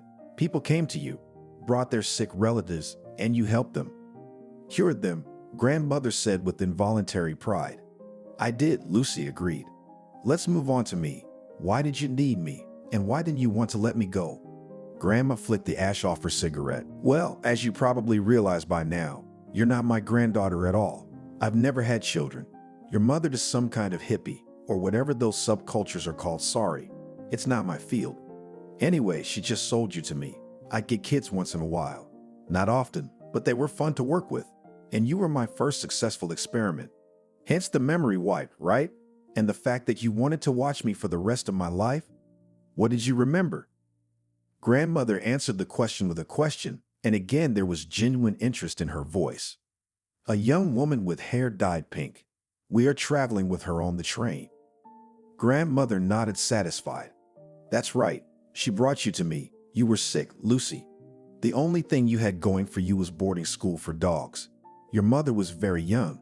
She heard about me somewhere, came on her last dime, wanted me to cure you. Everything was still so shaky then. I didn't know if I could do it. And I convinced your mother that you should stay here. that you get medication for life and you'd have everything you needed. I gave her money. She agreed, which means she gave you to me. Lucy sat with her head down for a while. Then she looked at her grandmother. I offer you a treaty, she said. I interest you as a fortunate experience. I stay with you. You can put me in a cage and never let me out. You can do all the experiments you want, but you will give the girl to my husband. He's here, sleeping in a tent by the lake. Grandma seemed hesitant. My girl is normal. That's why she's of no interest to you at all. And I'll stay with you until your death or mine. Everything was off the scale now. A few languid minutes passed. Grandma picked up the phone. Kirill, come to my place. When a 2-meter tall man stood on the doorstep, Lucy realized what Carl's name really was. Asterisk, asterisk. That's how it all ended. Tony stroked the card box with his fingers. That bastard brought me you and a note from Lucy. She said she wasn't coming back, and if I resisted her decision, then they wouldn't let me or the baby out. Then I stood on the road calling the same cab driver who brought us here. It felt like a lifetime, not 24 hours. He helped me load my stuff. He looked at you, so tiny, and asked me without a second thought, "Where did you lose your mom?" And that's when I cried. Victoria looked out the window for a while, holding back her tears, coping with herself. Then she asked, "We're going to look for her, aren't we, Mom?" I gave my word we wouldn't, but I didn't. And if by some miracle the box came into my hands, it's Mom's handwriting, isn't it? And when Tony nodded, she continued with conviction, "That's it. It's a sign. First, we have to find out what happened to Grandma." "Well, not Grandma. What do you know about her? If she had any name in science, and if she's already dead, it must be known. Couldn't have gone unnoticed. We're gonna turn this place upside down, but we're gonna find her." Asterisk, asterisk. They found her 2 years later, when Tony had almost given up hope, but Victoria wasn't giving up yet. Before, from everywhere, from all the scientific institutions with which the professor was once associated, and where they made inquiries, they were told that Julia Stepanovna's trail was lost. Victoria began to write on forums, in groups and social networks, sent photos, and one day she received a message that was not sure. "I think she's buried in our cemetery." They immediately drove to the specified location and indeed found the grave. It was a small town, far from the ill-fated peninsula. So Julia had moved again in the intervening years, maybe more than once. A modest granite monument, 2 dates, and the same photograph that was always published in magazines when they printed the old woman's work. Tony and Victoria stood by the grave for a long time. "Maybe it's all staged," Tony said. "She was crazy herself. She could have faked her own death." "It could be, but we can't lose this thread. We should contact the funeral home. Somebody paid for the funeral, and they always ask for a phone number, some contact information." That's how they took the last step. They got the phone number they were looking for, and in a short time they were talking to an elderly, heavy man who said that in the last months of Julia Stepanovna's life, he worked in the clinic as a sort of administrator. The old woman had left unexpectedly for everyone, a massive heart attack, and she had no time to leave orders about what to do afterwards. She had patients there. Quite a few of them were placed in a boarding school, you know, the one for dogs. Several boarding schools, I think. I don't think there would have been so many places in one. "Do you remember this woman?" Tony put Lucy's picture on the table. They all looked the same, skinny, bald. The uncle started to say, but then he took a closer look. "Oh, that one. She was in the circus, I think. She did magic tricks. She could read minds, find hidden things. Funny girl." Tony and Victoria looked at each other. "Which circus? Do you remember?" Victoria asked bettingly. "No," honestly admitted the uncle, "but there was an interesting number with trained goats. One goat was walking on a wire like a tightrope walker, and on its back sat a monkey in a riding costume. In a red one like that. Yeah, drove the kids around. They laughed so hard. Asterisk, asterisk. I found it," Victoria told her father. "It's almost 100% about this troupe. And they don't have a website, of course. All you can do is find out where they're touring now and go. Look at these pictures. Goat, wire, monkey rider. Good thing we have a lead on this one." They learned that the troupe is in the southeast these days in a small prairie town and will be there for another week. They got on the road right away. I have a feeling Mama's there, Victoria said, here to certainty. But after Grandma died, Lucy became a free person, and she hasn't even made an attempt to come back to us. I don't know what to think. Maybe she thought you wouldn't forgive her. I mean, she kind of left you, didn't she? That's ridiculous. Tony was angry, even if you forget about me. Remember what she went through for you. And then she decided not to come back to you. The Chapineau Circus had a show every night. Tony and Victoria stayed at the first hotel they could find and decided to go when the artists were performing. That way they could see Lucy from the outside first. What if you don't recognize her? Victoria worried. Are you crazy? That's not what worries me. Lucy has never been able to do any tricks. She's never had any superpowers. She's just a normal person. So what? Her grandmother kept experimenting on her. We're about to find out. Tony noticed that when he buttoned his shirt, his hands were shaking violently and the buttons were missing their loops. Victoria had helped him get dressed. Shall we buy some flowers? She suggested. Don't. I'm afraid of jinxing it. We'll buy them later. It was the first warm evening of spring, and that in itself seemed like a holiday. There was a park near the square where the circus tent stood. At this hour, there were so many children there that the eyes were scattered. Mothers with strollers, babies who had recently started walking, were gently held by their parents. Older children on tricycles. The whole park was ringing with children's voices. Some had come for the show. Others just strolled around, enjoying the warmth after the long winter.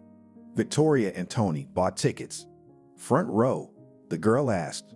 No, objected the father. I don't want her to see us unexpectedly, like this, during the number. We'll go up to her afterwards. Do you have a feeling Mom's in there? I have a feeling. The music started playing. The conversation stopped abruptly. Father and daughter did not take their eyes off the arena. One number after another. But there was no Lucy. There wasn't even anyone who looked like her. Tony glanced at Victoria and saw that the girl was ready to cry. There was only one ride left, motorcycles, when Victoria couldn't take it anymore.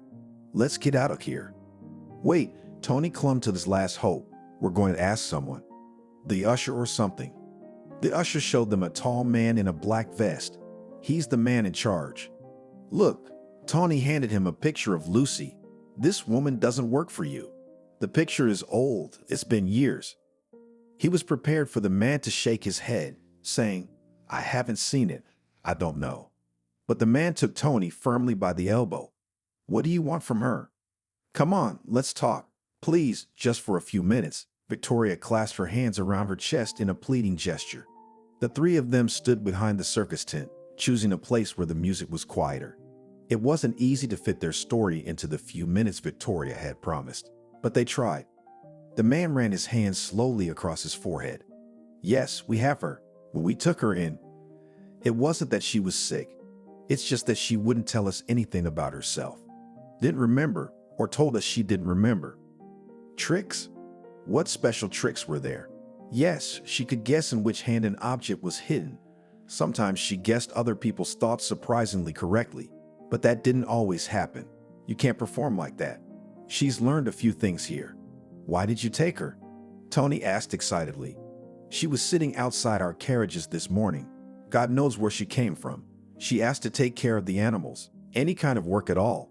And our wages are low, and we always need people like this, give and take. You could see she was very hungry. That's how she stayed with us. Where is she now? I'm begging you. The man has lost his composure. She really doesn't remember anything. And if you come with your past now, you could ruin her life again. How can that be? Victoria shouted it in a weird syllabic way of her daughter. Do you realize how many years have passed?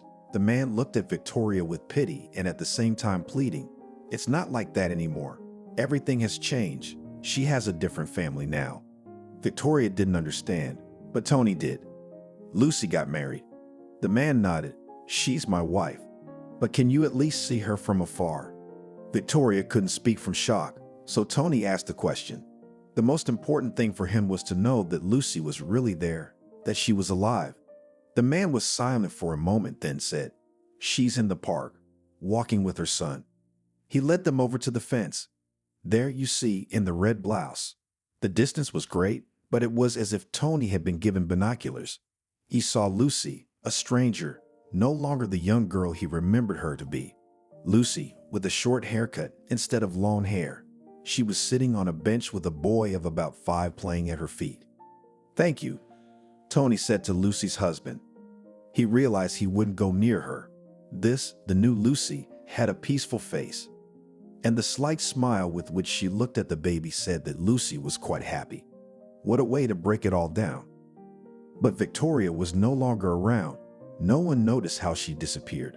The girl walked toward her mother and unzipped her bag at the same time. She took out a card box and placed it on her palm. "Isn't this yours?"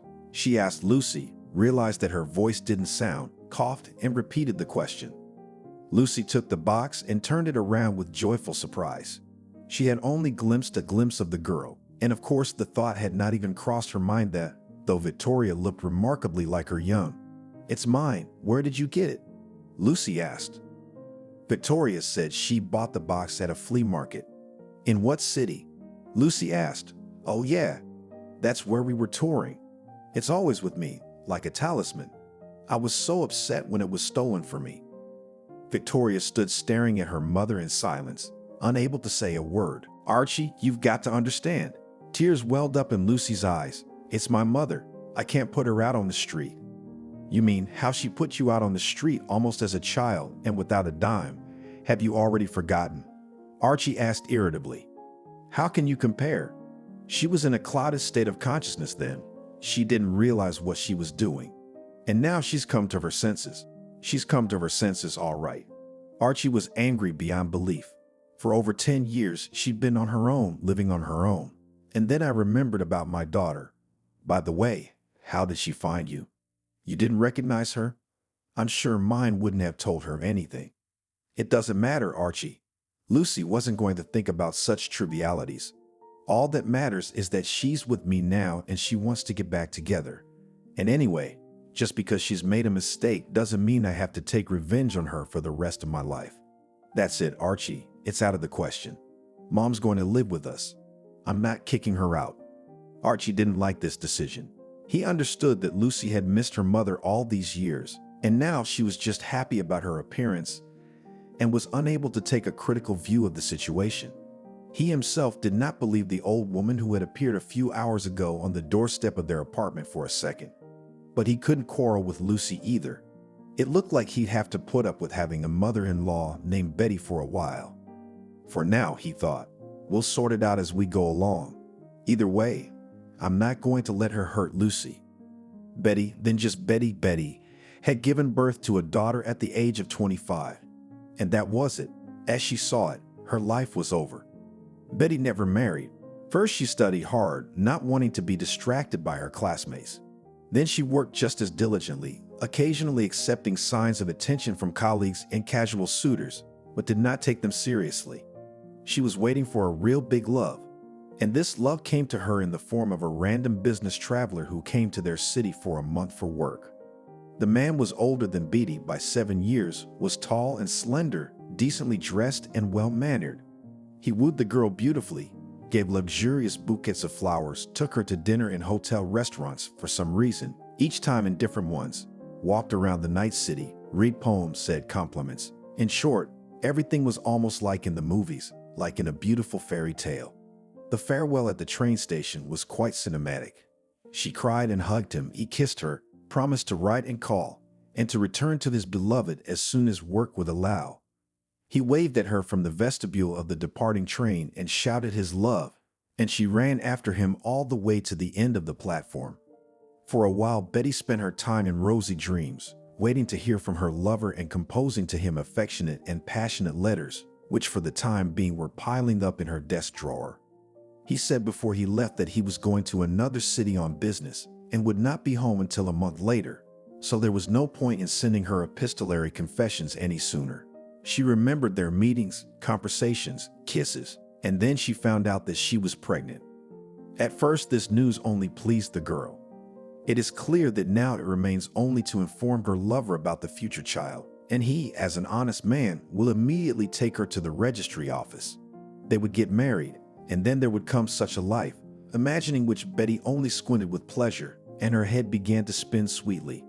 In reality, however, everything turned out to be quite different from her dreams. When Betty dialed the phone number left to her by her lover, she heard a stern voice from the receiver. Dormitory. What dormitory? She didn't understand. Dormitory number 3 of the Mech Press plant, the stern voice explained. Who do you want me to call? Betty apologized and hung up. Deciding that she had dialed the wrong number, the girl tried calling several more times, but always got the same stern, hostile janitor. He must have mixed up the numbers when he wrote it down, the young woman decided. He wrote that at the station in a hurry. He certainly could not live in a hostel. The address left by the lover was an apartment address. Betty sent a letter to her prince, paying extra at the post office for urgent delivery. But the envelope returned a week later marked addressee not found or dropped off. Utterly puzzled, Betty decided to call the information center of the city where her lover should live. They told her that the house at the address had been demolished a year ago and was now a vacant lot. Give me at least a middle name or year of birth, said the directory clerk. Or better yet, both. Betty didn't know either of those things, as there was no reason to ask about such trivialities while she was engrossed in the novel. You wouldn't ask for a passport from a man who met you every night with bouquets, carried you in his arms, read poetry, kissed you so much that your legs shook. Suddenly, she realized that she didn't even know what organization her John was visiting or what hotel he was staying in. In fact, Betty had never been in his room. They met at various restaurants and slept at her house almost daily. Betty lived in a separate apartment, so she didn't see the need to linger in faceless and uncomfortable hotel rooms. Not knowing what to think, she dialed the phone number John had left for her. When she heard the expected stern dormitory, she suddenly cried and told the stern voice everything as it was. Please, she said, see if you have such a man living with you, John. Maybe he was just too embarrassed to tell me that he was from the dormitory. You never know. I don't know what to do now. Help me. I really need to find him. Oh, girl, suddenly sighed a stern voice from the tube and a little softened. I would love to find him too. And in the eyes of his shameless look, not a month goes by that some girl of your John is not looking for him. He's got a habit of messing with girls' heads and leaving our phone number when he leaves. I've heard all sorts of things, and crying and begging and promising money to call him. But you're the first to get pregnant, I guess. It took Betty a while to realize what had been said. When the janitor's words reached her, she just burst into tears and hung up the phone. It became clear that it was no longer worth hoping for a happy love and cloudless family life. She had to muddle through on her own. Betty went to the gynecologist for a referral for an abortion. But it turned out that the search for a lover, she missed the deadline for this procedure. After several consultations, including paid, Betty realized she would have to give birth. Not to say that this consideration pleased her. The girl was neither psychologically nor financially ready for motherhood. Betty had neither a husband nor any of the most insignificant suitors. Friends with whom she could consult, get their help and support. There was no two Betty supported with the women around her friendly relations, but no more. But most importantly, her parents. Evan and Barbara lived in a village 200 kilometers from the city. Their daughter had gotten a separate apartment so that nothing would distract her from her studies. And every time they met or called, her father would chastise Betty. Look, daughter, the apartment is your own, so use it wisely. Do not organize parties, companies do not drive, do not bring men. Study, settle in. And if you bring it in your hem, I'll whip you like a goat and I'll evict you to the street. Betty had long since finished her studies and had turned from a teenage girl into an independent young woman with a good position. But Evan persisted in repeating his command every time he spoke to his daughter. Knowing her father's strict nature, Betty couldn't even think of confessing her pregnancy to her parents. Well, she decided, we'll have the baby and hide it from her grandfathers. There's no other way out anyway. The strange thing is that Betty's plan succeeded. She managed to hide her daughter from her family for quite a long time, about 10 years. The woman made it a rule to call her parents every week or even more often, so as not to give the impression that she was hiding from them. But if Evan and Barbara wanted to visit or simply said they were going into town on business, Betty would talk herself out of it as best she could. She made up busy work schedules, invitations to friends' birthdays, theaters, dates, the need to help a friend, anything to keep her parents from coming to her house. She knew perfectly well that even if she gave her daughter to a neighbor for the time of their visit, she would not be able to hide the child's presence in the apartment. Evan sometimes lamented, "Betty, we gathered some guests for you, meat, pickles. Let's bring them over, at least to give them to the neighbors." But even against this, Betty objected very actively. It's impossible. It's impossible that parents communicate with neighbors and even just appear in her yard. There was bound to be some talkative grandmother who would say something about the child, and that would be the end of it. "Why do you have to go around, Daddy?" she said cheerfully. "It's a long way to my neighborhood. Let the presents lie there, and I'll come to you next week and pick them up. They won't go rotten, I guess." And she honestly came and picked them up every time after her parents' unsuccessful trip. She left Lucy's daughter for the time of these visits to the village with her neighbor Selena, at first explaining that the girl was too young for the long journey, and then not explaining anything at all. The fact that Lucy periodically remains in the family Barbarican gradually became the norm. The need to hide strongly undermined Olia from the inside. The young woman herself did not notice how she became ashamed of her daughter not only in front of her parents, but also in front of everyone around her. It constantly seemed to her that neighbors, colleagues, and just passers-by know that she raises her daughter without a husband and condemn her. They probably think she's a slut, or even worse, that she was married, but the man did not keep. She turned out to be a bad hostess, a worthless wife. Walking with Lucy, she constantly shrank into a lump inside herself, fearing unpleasant looks. At work, she almost never mentioned her daughter, fearing the judgment of her colleagues. In the kindergarten, she avoided conversations with teachers and other parents, and every time she waited for them to point fingers at her, to shame her, to laugh at her. In public, Betty carefully kept her face, making herself look independent and proud. But at home, she would lash out at Lucy, scolding her daughter for the slightest offense or for a carelessly spoken word. She could pounce on the girl with mats because of the fact that she long buttoned a sandal or dripped juice on the polished table, or just inappropriately approached with a request to read a book or watch a drawing. Soon the matter ceased to be limited to scolding. Betty hit her daughter with anything, and just a palm, and a belt from a jacket, and a carpet beater, and a boot, and a wet towel, and a cord from an extension cord, anything that came to hand. At times of such outbursts, the woman had no control over herself, and when the irritation subsided, she was ashamed of them and felt guilty in front of her daughter. Moreover, Lucy, having sobbed after a scandal somewhere in the corner of the apartment, always first came to make peace with her mother. She would approach her mother, hugging Betty, burying her nose in her, and quietly asking, "Mom, you're not angry anymore." "I'm not angry, my daughter," Betty replied shamefacedly. "I'm sorry I snapped."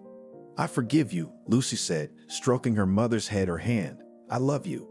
Those words made Betty want to cry even more. The guilt, the feeling of being wrong, the shame of being ashamed of herself, the need to hide from her parents all the time, none of it was good for her psyche.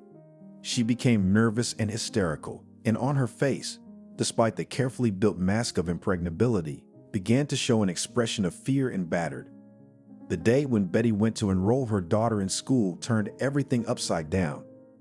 In the school reception area sat a genteel-looking secretary, an elderly woman with a strict hairdo, in an impeccably ironed dress with a white lace collar. Betty handed her the documents and a pre-filled questionnaire, and she quickly ran her eyes over them. "Why is the information about the parents not completely filled out?" she asked. "I see the mother's name, but where is the father's?" "No father," Betty said. "I'm on my own." "I see." The secretary looked at Lucy's birth certificate and then scrutinized Betty from under her glasses from head to toe. "I'll put a note on your form. Single mother." This status was far from new to Betty. It had followed her from the registry office, where she had drawn up the documents for Lucia, through all the kindergartens, milk kitchens, and polyclinics. He allowed her to receive some benefits, but he also seemed deeply offensive to the woman. She had put up with it for a while, but today, for some reason, whether it was the gracefulness of the secretary or the look she gave her, Betty realized she couldn't take it anymore. "Bid whatever you want," she almost shouted, and stormed out of the reception area. She ran to work, not remembering herself, and there she collapsed on the sofa in the employee lounge and burst into tears, unable to hold back any longer. She rolled around on the couch, pounded her hands on the backrest and cushions, howled, scratched the upholstery, choked on her tears. A colleague, one of the employees of their audit department, a dry and usually taciturn woman, came to her rescue. Having found Betty and assessed her condition, the colleague first locked the door of the room from the inside, then grabbed the woman on the couch, hugged her tightly and held her there, stroking her head until Oli's hysterics were over. Then she told the woman to wash her face, poured a glass of water with some kind of sedative in it, sat her down on the couch, and sat down beside her. "Betty," she said affectionately, "I can see that something is happening to you. I won't ask you for details. If you want them, you can tell me when you're ready. But I can see that you need psychological help, and I know a place that can help you. You're sending me to a mental institution." Betty snorted. She was embarrassed in front of her colleague for witnessing her hysterics, and she didn't know how to behave. "Why go to the asylum?" she objected. "I want to help you, not destroy you."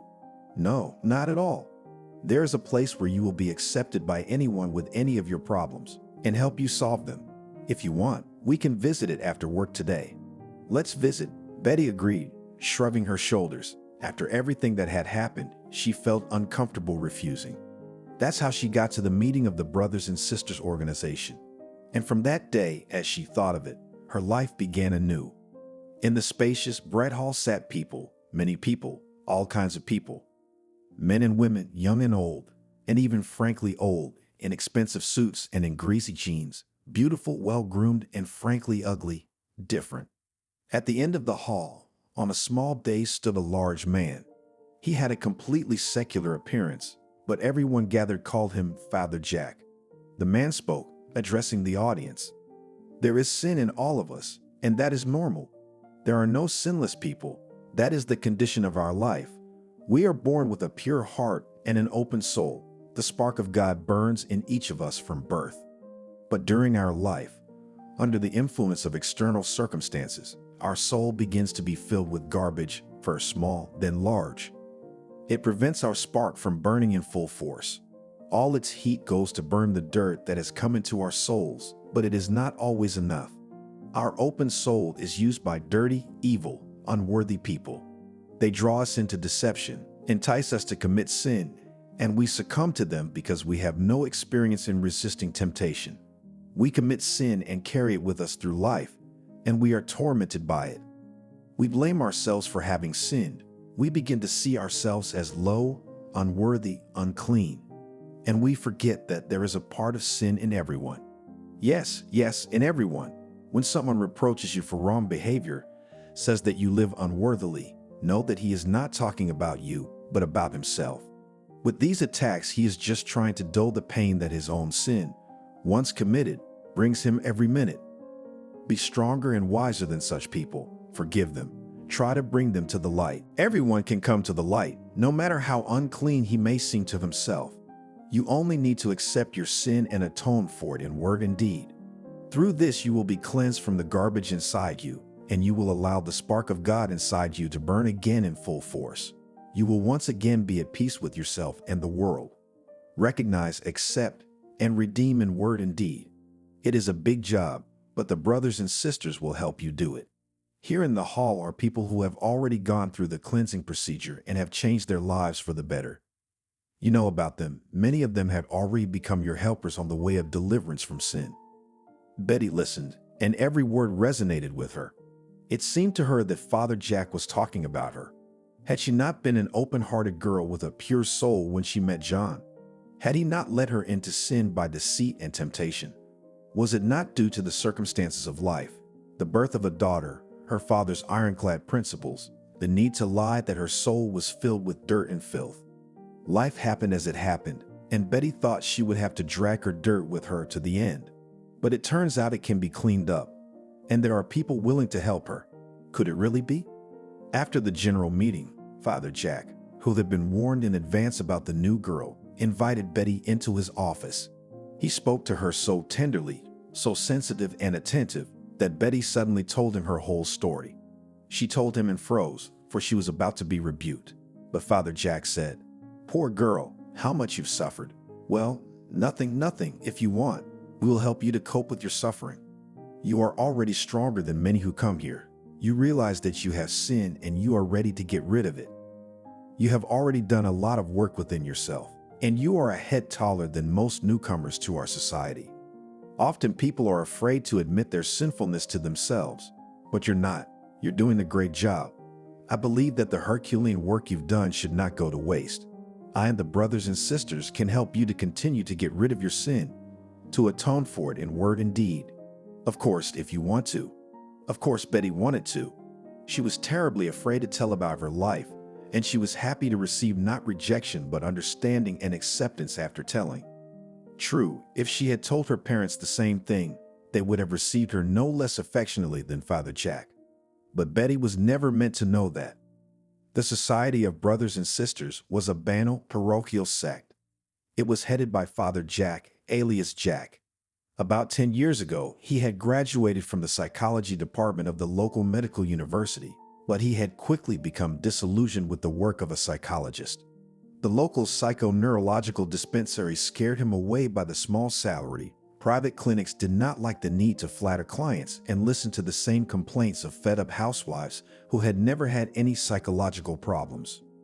Jack racked his brains and decided that he could find a more interesting and profitable use for his knowledge. At that time, with the advent of perestroika, the country began a boom on everything near mystical. Various sects and religious communities appeared. Folk healers appeared on TV. Politicians and businessmen did not hide the fact that they consulted in their affairs with psychics and astrologers. After some thought, Jack decided that the religious community format suited him best. He was tempted, of course, to become a personal fortune teller for some respectable businessmen. But there you'd be seen as a servant, and if you made a mistake, you'd be instantly wasted, Jack reasoned. And he wanted respect, adoration, admiration, obedience, and of course, a steady income. And a small flock could provide all that. A few years later, Walker was convinced that his idea was paying off. The Brothers and Sisters Society had several hundred members, and new ones were steadily coming in. Jack speculated on a sense of sinfulness. He insinuated to each newcomer that he had a serious sin that prevented him from living. It turned out to be quite simple. Every person knows for himself some unrighteous act or remembers an event that became a turning point in his life. With skillful presentation of information, this act or event acquired the status of sin and the main obstacle in all endeavors. It was easiest to work with women, almost all of whom had either had an abortion or had been unfaithful to their man, or had seriously thought about it. With men was more difficult, but Jack, thanks to a deep knowledge of psychology and good practice, and found something to hook them. It also helped that people who turned to the Brothers and Sisters were initially broken, not too sure of themselves. It was quite easy to convince them both of their own sinfulness and of the fact that in the society they would be helped to cleanse themselves of their filth. Atonement by word of mouth was practically a ritualized act, thought out in detail by Jack. And atonement for sin by deed involved the sinner donating part of his property to the community, that is, in favor of Jack Walker. For each stage, the parishioners were seriously prepared and processed so that parting with property was practically voluntary and without doubts. After that, the person was considered cleansed of sin and could start a new life without the support of society. If he was not ready to part with the brothers and sisters, he was offered to attend meetings and socialize with other novices as usual, on condition that he would donate a tenth of his income to the society every month. Many agreed to this. At first, Jack was surprised at how many people accepted his terms without complaint, but then he realized that he was careful to impress upon the congregation that Brothers and Sisters was a place where they would be welcomed, good, bad, or downright evil, and help to cope with any problem. It gave people a sense of all-round support, and that is what parishioners agreed to pay for. There were some people, however, from whom there was nothing to take. For such people, Jack devised special tasks as redemption by deed. For example, if he saw in a man a gift to dispose people to himself, he assigned him as a penance to attract 10 newcomers to the Brothers and Sisters within a month. He assigned women to cater for mass meetings, making tea and coffee for the congregation, baking scones and cookies. The men were usually told to clean up after big events or to work for the community in some other way. His goals were not always self-serving. For example, several parishioners helped a poor grandmother from the community to repair her apartment as a redemption work. Another group spent the whole summer tending to the dacha of one of the community members who suddenly fell seriously ill, and at the same time took care of the community member herself. This fit in well with the concept of brothers and sisters will help you with any problem. There were also very special tasks as atonement by deed.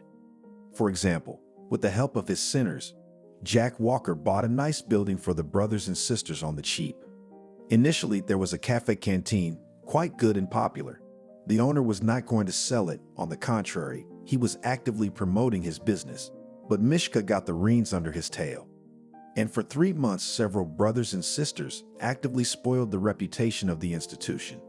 They planted rats and cockroaches in the kitchen and warehouses of the cafe. They made complaints to every possible authority, from SES to the fire department, and the cafe was plagued with inspections. They vomited in the dining room after eating a couple of spoonfuls of soup or side dishes. They made a mess in the sanitary facilities for visitors, stealthily tricked waiters, stole jackets from the racks. In addition to this was organized several defamatory articles about the cafe in the local press. And specially trained parishioners lingered in the surrounding yards and in long lines and spread their nasty rumors about the institution. The flow of visitors to the cafe dried up, and the owner was forced to close the business. Father Jack bought the building from him for mere cents, and the brothers and sisters involved in the operation received the long-awaited redemption of sins. Jack Walker did this sort of thing often enough. He had gotten good at brainwashing people, and his parishioners no longer asked questions about why it was necessary to commit a new sin to atone for one sin. They did whatever Father Jack told them to do, and if anyone tried to refuse, Jack knew how to persuade them. Among his flock was an employee of a detective agency and a young girl who was the mistress of one of the local FBI officers. With their help, he gathered information on his entire flock, their family and friends. This allowed him to control the financial situation of people, to understand who and how much he could get from, and who was better to use as labor force. And it also helped to keep the flock in line with the help of light blackmail. Father Jack arranged a 3-room apartment in the quiet center of the city, bought a nice country house, got a couple of cars for trips out of town and for traveling around the city. On his accounts accumulated quite a substantial amount of money that allowed him to live comfortably for a dozen years. But Jack Walker tasted something that was much tastier than wealth, unlimited power over people. So he was not going to stop the activities of this sect, and even on the contrary, he was thinking of taking it from the city to the regional level, and then to the level. But about all this Betty, of course, did not even guess. Regular communication with the brothers and sisters improved Betty's state of mind. After a few months, she became noticeably calmer and more confident. The woman stopped being afraid of slanted glances, forgot about the need to be shy of others, became more sociable and peaceful. After another year, she finally got rid of the guilt that constantly ate her. Betty reasoned that everyone had some sin, that is, her case was not an exception, but just a kind of norm. What was there to be ashamed of? What was there to be guilty about? The inner changes were also reflected in the woman's appearance. Her posture changed, her movements became smoother and calmer, her gait became easy. She began to take care of herself with pleasure, did new hairstyles, bought beautiful clothes, tried different makeup techniques. Experiments with appearance helped her to get acquainted with herself, new, calm, cleansed of sins. But in addition, they pursued another goal to attract the attention of Father Jack. Betty had fallen head over heels in love with the rector and secretly dreamed of someday winning his affection. For Jack Walker, her feelings were neither a secret nor a surprise. He was accustomed to having female parishioners fall in love with him from time to time, but he never allowed himself to approach one of them lest he bring discord into his flock. In this aspect, he preferred not to use his official position. Jack was careful with women in love, keeping the fires of passion alive, but not letting them grow into flames of passion that swept away everything in their path. Of course, he could just carefully nullify those feelings, but that, from his point of view, was not rational. It was easier to manipulate women in love than women who were fascinated by his teachings, but indifferent to him personally. In any case, falling in love had done Betty good. She had a purpose in life again, a reason to get up in the morning and enjoy the world around her. It's just a pity that all the positive changes in the woman did not affect her relationship to her own daughter. In Ola's head clearly rooted in the idea that Lucy is her sin, inescapable, indelible, unredeemable. There was nothing left for her but to learn to live with it, and she had learned to the best of her ability. Betty stopped snapping at her daughter, scandalizing her, beating her for the slightest offense. Instead, it was indifference.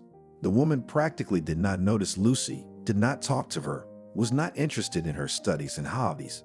She made remarks to her daughter when she, in her opinion, behaved wrongly, but never praised her for good behavior and good deeds, taking it for granted. Affection was out of the question. When Lucy tried to hug or kiss her mother, to take her hand, Betty looked at her coldly and shied away from her daughter.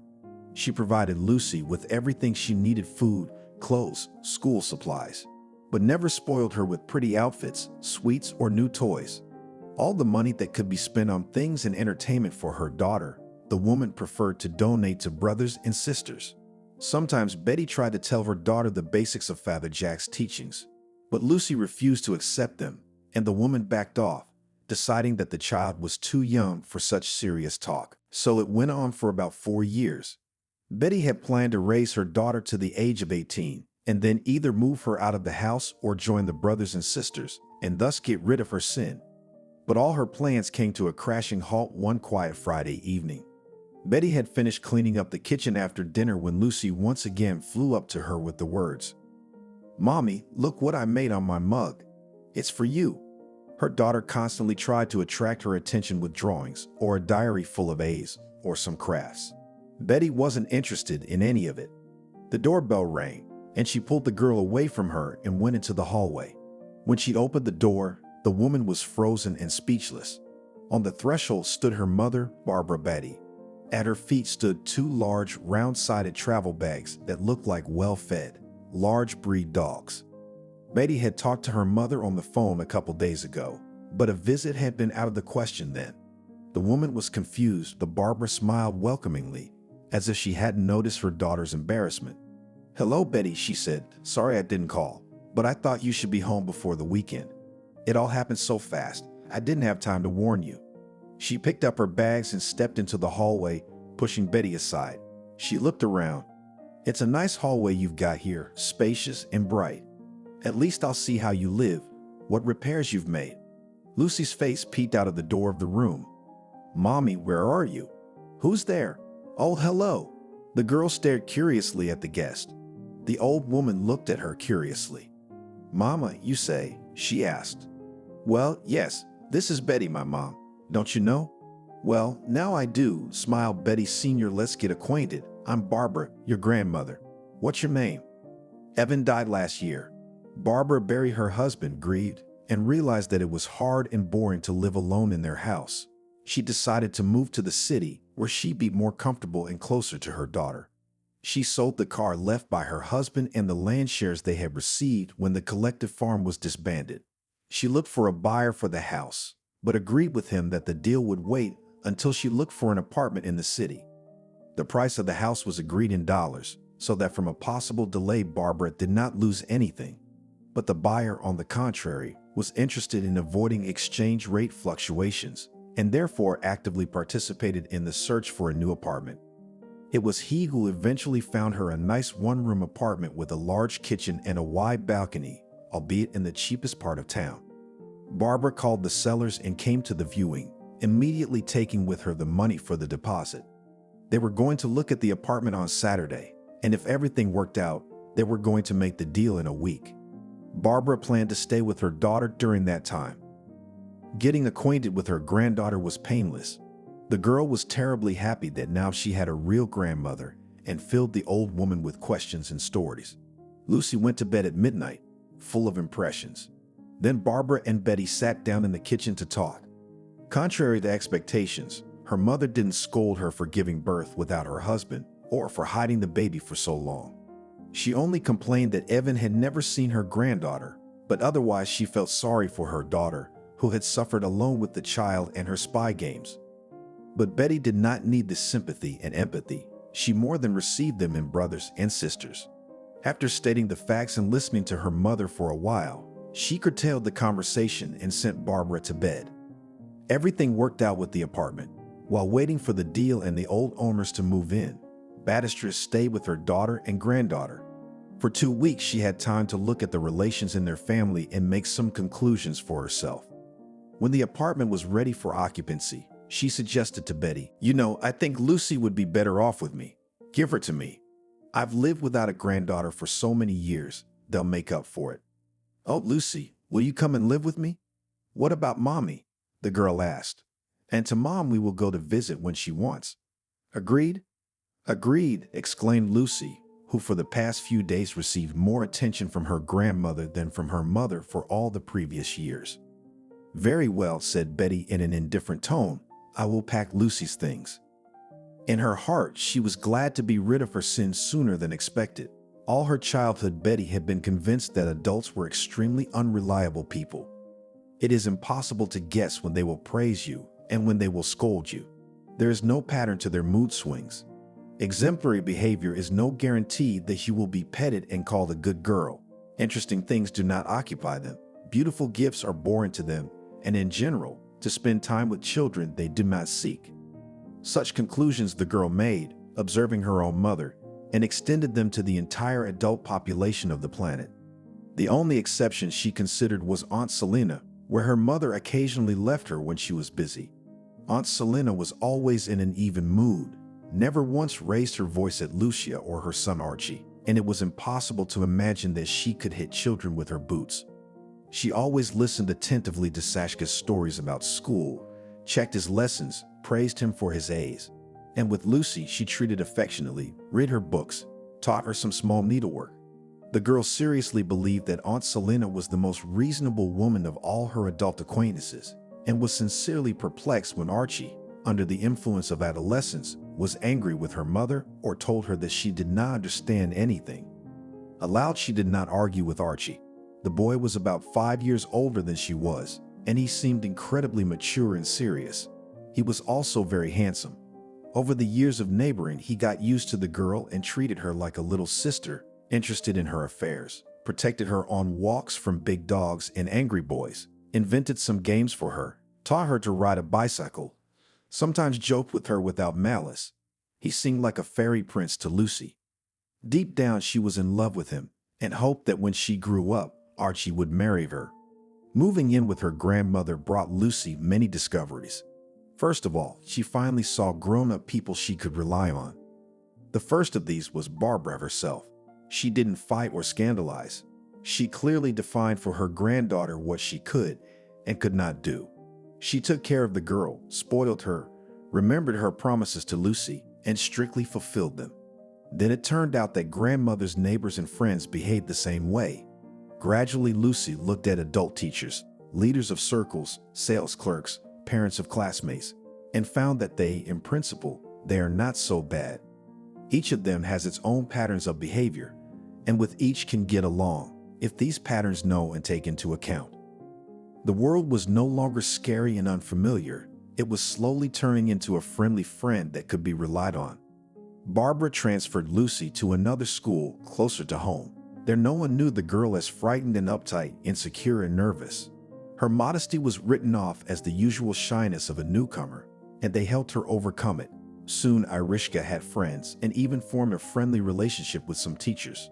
Previously, the girl could not even think of such a thing, and for a long time it was strange to her that with an adult, with a teacher, you can talk freely, express your thoughts, disagree, and even argue. And this dispute would not end in punishment or scandal, but would be conducted within the framework of a normal dialogue. All these discoveries delighted and encouraged Lucia. She told Barbara Stepanovna about them with delight and shared them with Aunt Selina and Archie over the telephone.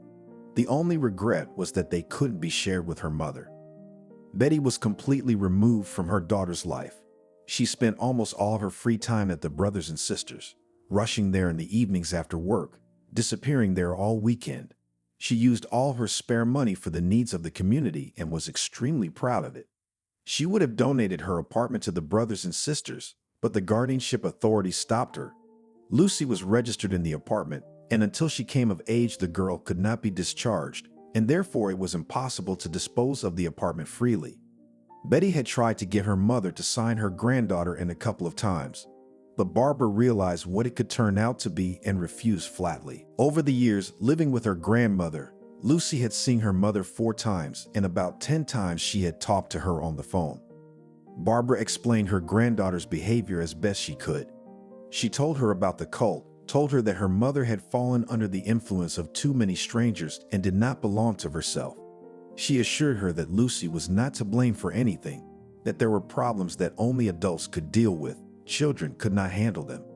The girl would not succeed in keeping her mother away from the community of her father Jack, no matter what she did, no matter how she behaved. The only thing Lucy could do now was hope that her mother would come to her senses and continue to love her, or at least respect her for giving her life, raising her, feeding and clothing her for so long, Barbara said. Lucy tried to believe her. She missed her mother all through her childhood, until she was 17. After high school, Betty went to technical school to become an accountant. She and her grandmother had decided that it was necessary to first acquire a profession, with the help of which you can feed yourself, and then proceed to higher education. Lucy understood perfectly well why her grandmother insisted on it. The two of them were living on Barbara's small pension, and it had become noticeably insufficient. The girl worked part-time when she had the opportunity, but her earnings were so small that they could not save the situation. She and her grandmother would still have a couple of years of technical school, but 5 years at the university would be gone. Barbara died in early September. Lucy came home after technical school and found her grandmother sitting at the sewing machine. The girl from the threshold began to tell the old woman something, at the same time changing clothes, turning on the kettle in the kitchen, walking around the apartment. Only after a few minutes she noticed that her grandmother, for some reason, she did not answer. The doctors later said it was a blood clot. It happens. Death came instantly. Barbara did not suffer, and it calmed Lucy a little. She called Betty to tell her the news, but as usual, she didn't find her at home.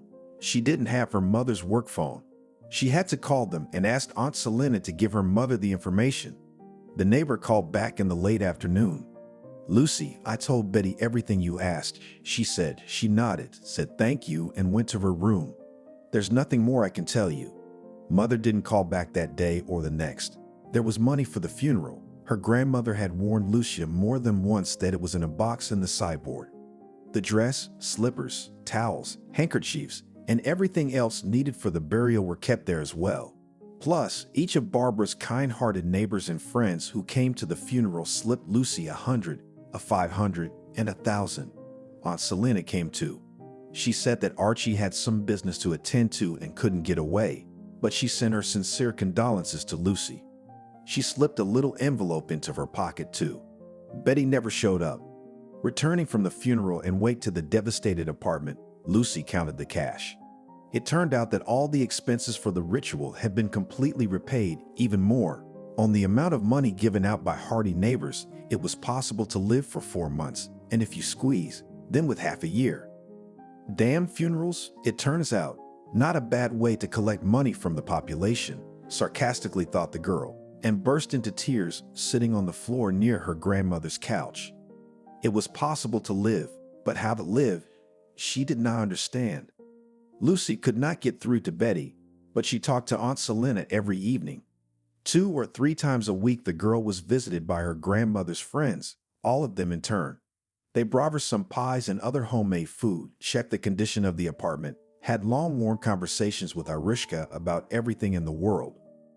Little by little the girl's grief dulled. She began to look at the world again with the same confidence. She did not miss a single class at the technical school and was on a good account there. Lucy found a small part-time job as a cleaner, but she had to start somewhere. She looked after the apartment, kept it clean and tidy, so as not to fall foul of her grandmother's friends. She even accepted a couple of date invitations from boys from the parallel course. So little by little 6 months passed, and then Lucy's quiet life collapsed completely. One evening there was a demanding ring at the door. Lucy opened the door and gasped as Betty stood on the doorstep. "Mommy." "Hi," the girl said incredulously. "Come in." "Hi," said Betty grudgingly. "I need the deeds to the apartment." "Do you know where they are?" "The papers?" "For the apartment?" Lucy had expected anything but that.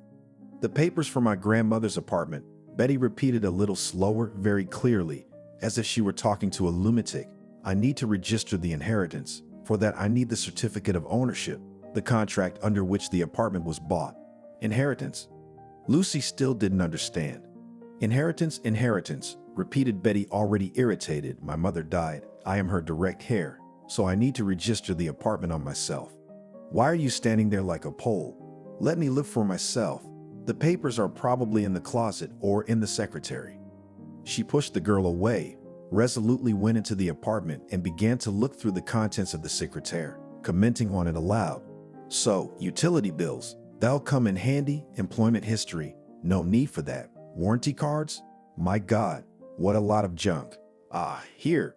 Betty pulled out a thin, transparent folder and took a quick look at its contents. Everything seemed to be in place.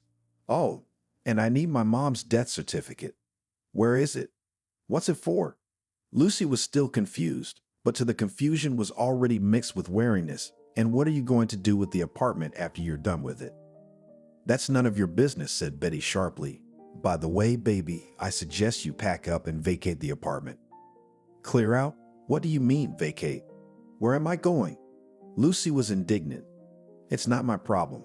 I put up with you for too long already. You are my sin, you are my punishment, and I have dragged you as long as I could. I'll be glad to be rid of you once and for all. This apartment will be mine, and I don't need you here at all. You'll be 18 in a couple of months, and I'll be lucky enough to be completely free of any responsibility to you. So why don't we just say goodbye now? A couple of months won't matter, will it? So Lucy found herself on the street. Her first thought was to go to Aunt Selena's, but she dismissed the idea immediately. It was impossible to imagine that she would live next door to her mother after everything that had happened. The girl went to her fellow students in the dormitory. Those, having heard her story, hid her from the commandant, stealing her student ID card from the watch. In the morning, they went to the curator, and then to the educational part. Lucy got a place in the dorm. A couple of weeks, however, had to hide at the girls', but then the bureaucratic machine finished its work, and the girl moved into the dormitory with full rights. Lucy studied, worked part-time, saved money for a rented apartment. Periodically, she called Aunt Selena and her grandmother's buddies, just to let them know she was okay. The conversations were short. The situation in the dormitory watch, where the phone was located, did not dispose to long conversations. After getting her diploma, Betty found a job, rented a small apartment not far from the office, and began to learn to live an adult life. A few months passed when she met Archie by chance on the street. Archie had dreamed of big money since he was a kid, but not because he wanted a super fancy car or a cottage with its own pool. No, he would not have refused those benefits that accompany wealth, but his main goal was quite different. Selena had raised him alone, and the boy had been accustomed from childhood to notice how hard his mother worked, how much she denied herself in order to provide her son not only with the necessities of life, but also with important boyish pleasures. When Archie was 12 years old, he solemnly promised his mother that when he grew up, she would not need anything, and he diligently fulfilled this promise as best he could.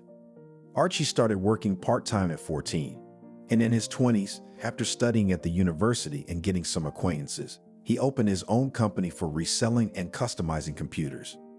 The business was slowly gaining momentum and began to bring profit. Even if not a big one yet, but Archie felt that he was on the right track. What ruined the boy was his lack of experience. Honest business in the late 90s was, in principle, already possible, but it required a lot of money. And to run a dishonest business, it was necessary to have certain knowledge and acquaintances, which the young entrepreneur did not have yet. Archie was caught forging documents in tax evasion. The firm was liquidated. He managed to save some money and some equipment, which gave him the opportunity to start the business again, albeit with a smaller scale. But the problem was that Archie was a wanted man. He couldn't show up at home or at any of his friends' houses. He couldn't cooperate with former partners or serve familiar customers. Worse, he couldn't register a business or a car or a rental agreement. He couldn't even register anywhere, because if he showed up anywhere, he would be instantly caught by the valiant police and put on trial. That wasn't part of the plan.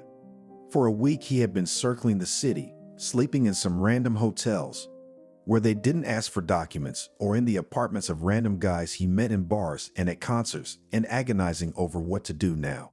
And then he met Lucy. He hadn't seen the girl for almost 10 years, since she had moved away from her mother, and now he was sincerely glad to meet her.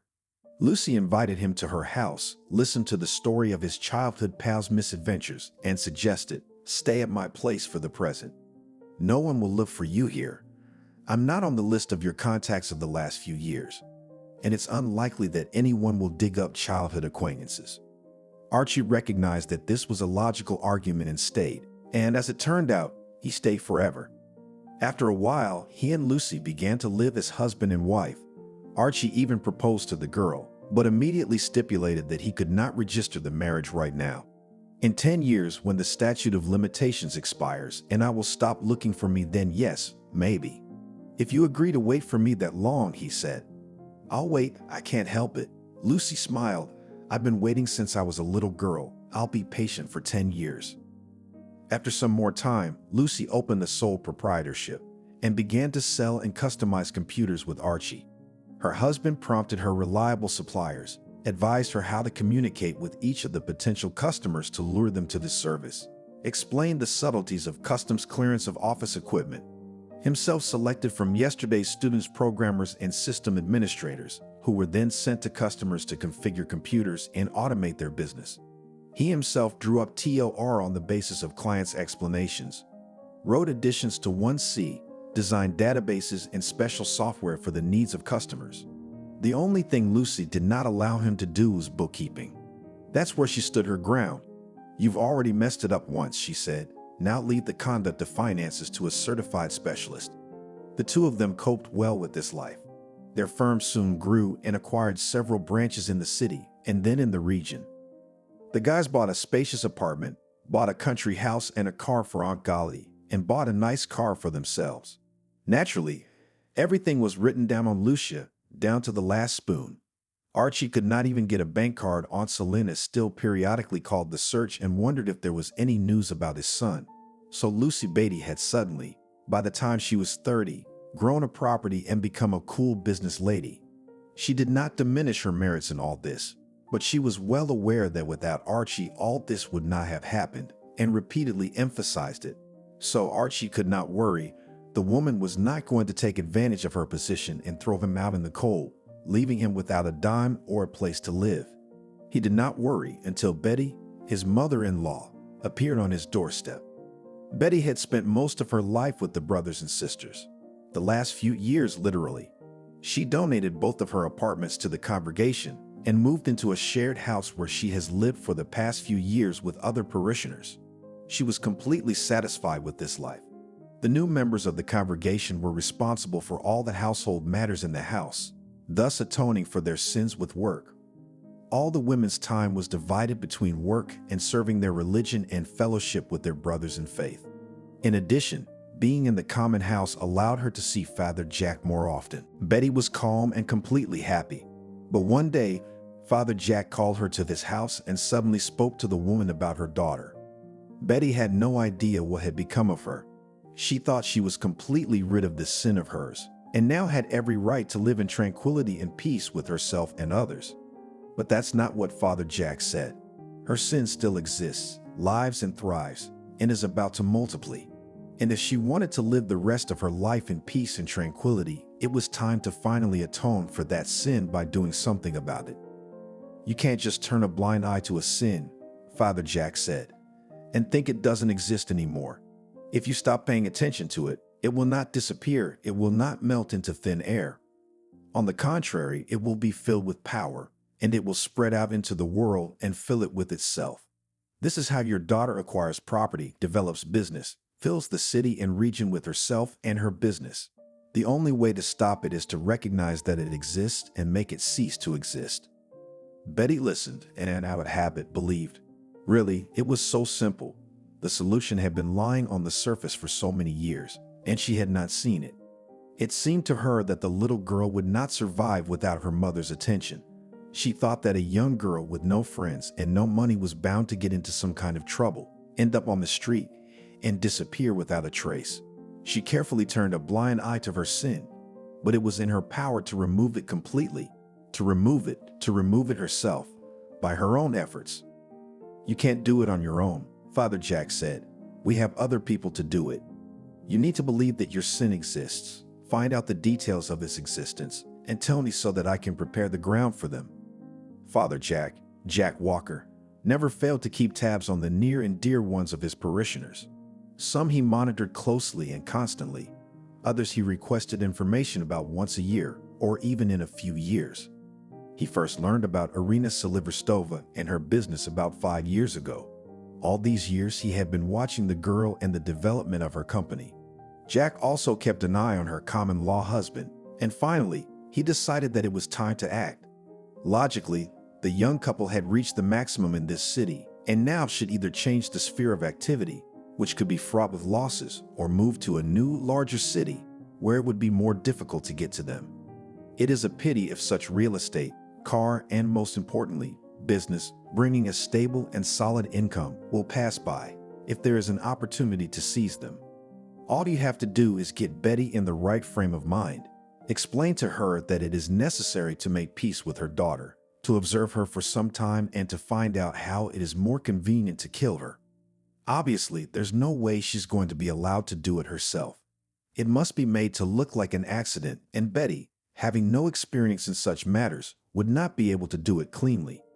If there is even the slightest suspicion that Lucy's death is criminal, one cannot guess for a long time whom the police will begin to suspect in the first place.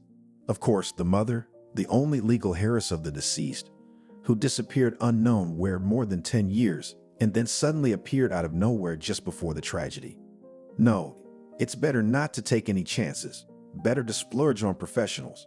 But the collection of information Beatty can be trusted, at least on this, to save money. The play, The Return of the Penitent Mother, went well. With tears in her eyes, Betty told how badly she was treated in the sect, how she was hypnotized and zombified, and how by an incredible effort of will she managed to get rid of this hypnosis. She blamed her daughter for mistreating her in her childhood and youth, for not being interested in her life, for kicking her out of the house.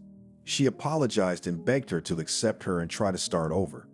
Lucy, of course, had collapsed and cried, and then, wiping away her tears, had gone to prepare a guest room for her mother. True, Betty had heard that her daughter's roommate was unhappy with this decision and even tried to change Lucy's mind. But where could he cope with the childish longing for her mother, which the abandoned girl had carried within her for so many years? Betty had no doubt that if Lucy believed her, no amount of the most fervent objections, no amount of the most reasonable and logical arguments would change her mind. And so it was. It took Betty several weeks to learn the habits and routines of the young family. Of course, she had to play up her sincere interest in the life of her daughter and her common-law husband, but the older woman could handle it. After all, her interest could really be called sincere to some extent, for Father Jack had told her to study her sin in as much detail as possible, not to turn away from it. And so Betty did. Lucy and Archie's family life was not exactly standard.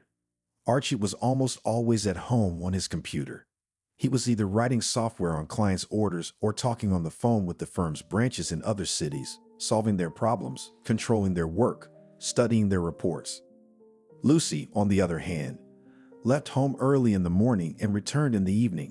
She managed all the company's business in their city and also worked with key clients. All day long, the young woman disappeared in her office or traveled to other people's offices. She traveled mostly by car and practically never walked. Grocery shopping and cooking, as well as most of the other household chores in the family, were handled by Archie. He could carve out time during the workday to run to the store and cook something unpretentious. Lucy cooked on Sundays. On Saturday, the young people traditionally went to Mama Selena's house in the country. Lucy mentioned to her mother that this was the name of her former neighbor in their house, but that Archie was Selena's son. She had no time to tell her. The young man, obeying more intuition than logic, quickly turned the conversation to another topic, and later asked Lucia, "Don't tell Betty yet that I am your foreign neighbor." "Why?" The girl wondered. "Do you think she'll turn you into the police?" "No, of course not." Archie smiled peacefully. "But she might tell about me somewhere, casually, for example, to some common old friend, without malice, just without thinking." But we can explain everything to Mama and ask her to keep your secret, Lucy tried to insist. Lucy, why bother Betty for nothing? For some reason, Archie was sure he would be better off incognito. Why, he couldn't explain, but how could an old woman, brought up in Soviet traditions, accept the fact that her daughter was living with a wanted criminal? She'll be worried sick, she'll worry about you, and she'll have a negative attitude towards me. Why disturb the peaceful atmosphere of the house and get on everyone's nerves? Lucy suddenly agreed with this argument, and later, Mama Selena supported Archie's position. It was true that neither Archie nor Selena had much faith that Betty could be disturbed by this information. Both of them suspected that the woman still didn't care about her daughter and was only using her as a tool to fix her own affairs. But neither mother nor son voiced their suspicions aloud. Lucy had suggested to her mother that she go with them to visit Selena, but Betty had refused each time. She said she was embarrassed to meet a neighbor with whom she had been less than polite. In the future, she would, but for now, she wasn't ready. In fact, Betty took the opportunity to be alone in the empty apartment and explore it properly. She quickly found her daughter's main documents and studied them carefully. She looked through all the cupboards and boxes and made a small inventory of the family's jewelry. Surprisingly, there were few of them, though Betty had expected that Lucy, having begun to receive substantial sums of money after an almost poverty-stricken childhood, would go on a lavish spending spree. But it turned out that her daughter was not at all interested in gold or diamonds. The young people had a good closet, modern appliances, cool computers. However, their value Betty could not estimate, a good fresh car, but she couldn't find any signs of luxury. However, in the wall of Sashka's office, she found a cunningly hidden safe, the contents of which she still remained unknown. Perhaps the main valuables were kept there. From Betty's point of view, it would be reasonable. When she was alone, she would call Father Jack and talk to him for long periods of time. On weekdays, it was impossible. The house phone was always busy with Archie, and the street phones were not suitable for the kind of conversations the rector and the parishioner were having. Betty gave Jack Walker all the information she had gleaned, discussed future plans, and of course, received spiritual counsel. Without regular meetings at the brothers and sisters, it was hard for her to keep her spirits up. But Jack tried to support her as best he could. Betty urged him to deal with Lucy quickly, suggested a car accident on the way out of the office, but Jack's father was not satisfied with that. It seemed to him too unreliable and risky for the executors. It was easy to spotlight a car that would be instantly found by license plate number and characteristic damage, and it would be very easy to damage the driver of that car. Jack couldn't take that risk, and eventually the conspirators managed to devise another plan. Lucy only walked to two places, a sports club and a beauty parlor. Both of them were 15 minutes walk from home, and it seemed unreasonable for her to take a car for such a distance. She visited the sports club twice a week and the beauty salon weekly. Usually it was in the evenings, after Lucy returned from work. On one such evening, a young woman returning from a training session was hit by a car. It was nearing fall. It was getting dark early enough that there were few passersby on the street. And those who were could not remember either the make or the number of the dark, unattractive car that suddenly flew out onto the sidewalk, hit the girl with the hood, ran her over and disappeared around the corner.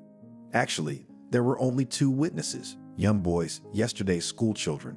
One of them immediately rushed to Lucy, the other rushed to the machine to call an ambulance. They just ignored the car.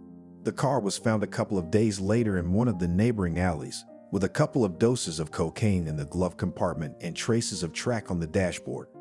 The car had been reported stolen and had apparently been abandoned by the carjacker, who had been frightened by a drug-induced murder he had committed. At least, that's what the operatives on Lucy's case decided.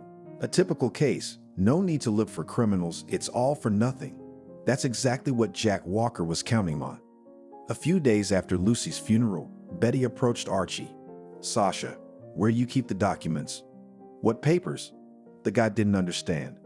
"Well, for the apartment, for the car," explained Betty, not the least bit embarrassed. "I'll have to formalize the inheritance." Archie realized he was in trouble. He could have realized it earlier, but the grief after Lucy's death was too strong, and the guy could not think straight. But then it was as if his brain had turned on. Betty, it was 6 months before that. Archie wondered. So what? I've got to get ready. See if I need to call a technician to the apartment, update the paperwork, check which banks Lucy had accounts with, make inquiries. I also need to find out how the business is inherited. I don't know anything about it yet. I need to consult, Betty said calmly and businesslike, without any embarrassment. I understand it was all in Lucy's name, and I'm the sole heiress, so I'm the one to deal with it. I'm an old woman, and it'll be 6 months before I've been through all the authorities and consulted. Betty. Archie was agonizing over what to do next, and at the same time he tried very hard not to show the indignation that was boiling up in him. Look at her, 9 days after Lucy's death, and she's already going after the inheritance. Betty, of course, you are the sole heiress by law, he confirmed, but you realize that all this, the apartment, the firm, the car, all of it, Lucy and I have gained together. It's my labor, my time, my strength. So I think I'm entitled to a share of the property. I suggest you give me the firm. It would be impossible for you to run it anyway, and you can have the rest. It's only fair. What firm? What inheritance? How will you formalize it on yourself, you idiot? Ran through Archie's head. You'll be caught instantly. You're still under the statute of limitations. But the man decided to deal with problems as they arose. First, it was necessary to defend his honestly gained property from the sudden competitor, and then to think how this honestly gained property could be relatively honestly formalized. I've seen how you profited. Betty grinned sarcastically. Lucy worked like a horse, and you sat at home, playing on the computer and talking on the phone. It's not much of a job. And anyway, if you're so fair, why did you live with Lucy without registration for so many years? If you'd signed a marriage license, you'd be the first in line here now, too. We'd split everything in half and be done with it. No, you were cheating. You didn't want to commit yourself. Now you're sitting there cooing. Archie choked with indignation. There was nothing to say. He hadn't intended to tell Leon about the true reason for his and Lucy's cohabitation before, but now he thought it was simply dangerous. Explaining to her what part of the work he, Archie, was doing for her and Lucy's business was simply not possible. He had to think of something else, but he wasn't ready to think now. Legally, of course, you're right, Betty, he repeated, and I can't argue with that. May I ask you a favor? Betty raised her eyebrow questioningly. Could I stay in this apartment for a while? Until the inheritance is finalized, you and I are both on a bird's-eye basis. But you'll get this place afterward, and I have nowhere to go. I'll try to earn money for a new corner as soon as possible, and I won't bother you too much. Archie spoke so heartily and modestly that Betty suddenly felt sorry for the lad. Really, she thought, he's got nowhere to go. He's just been through a great grief. Let him live. What's the use?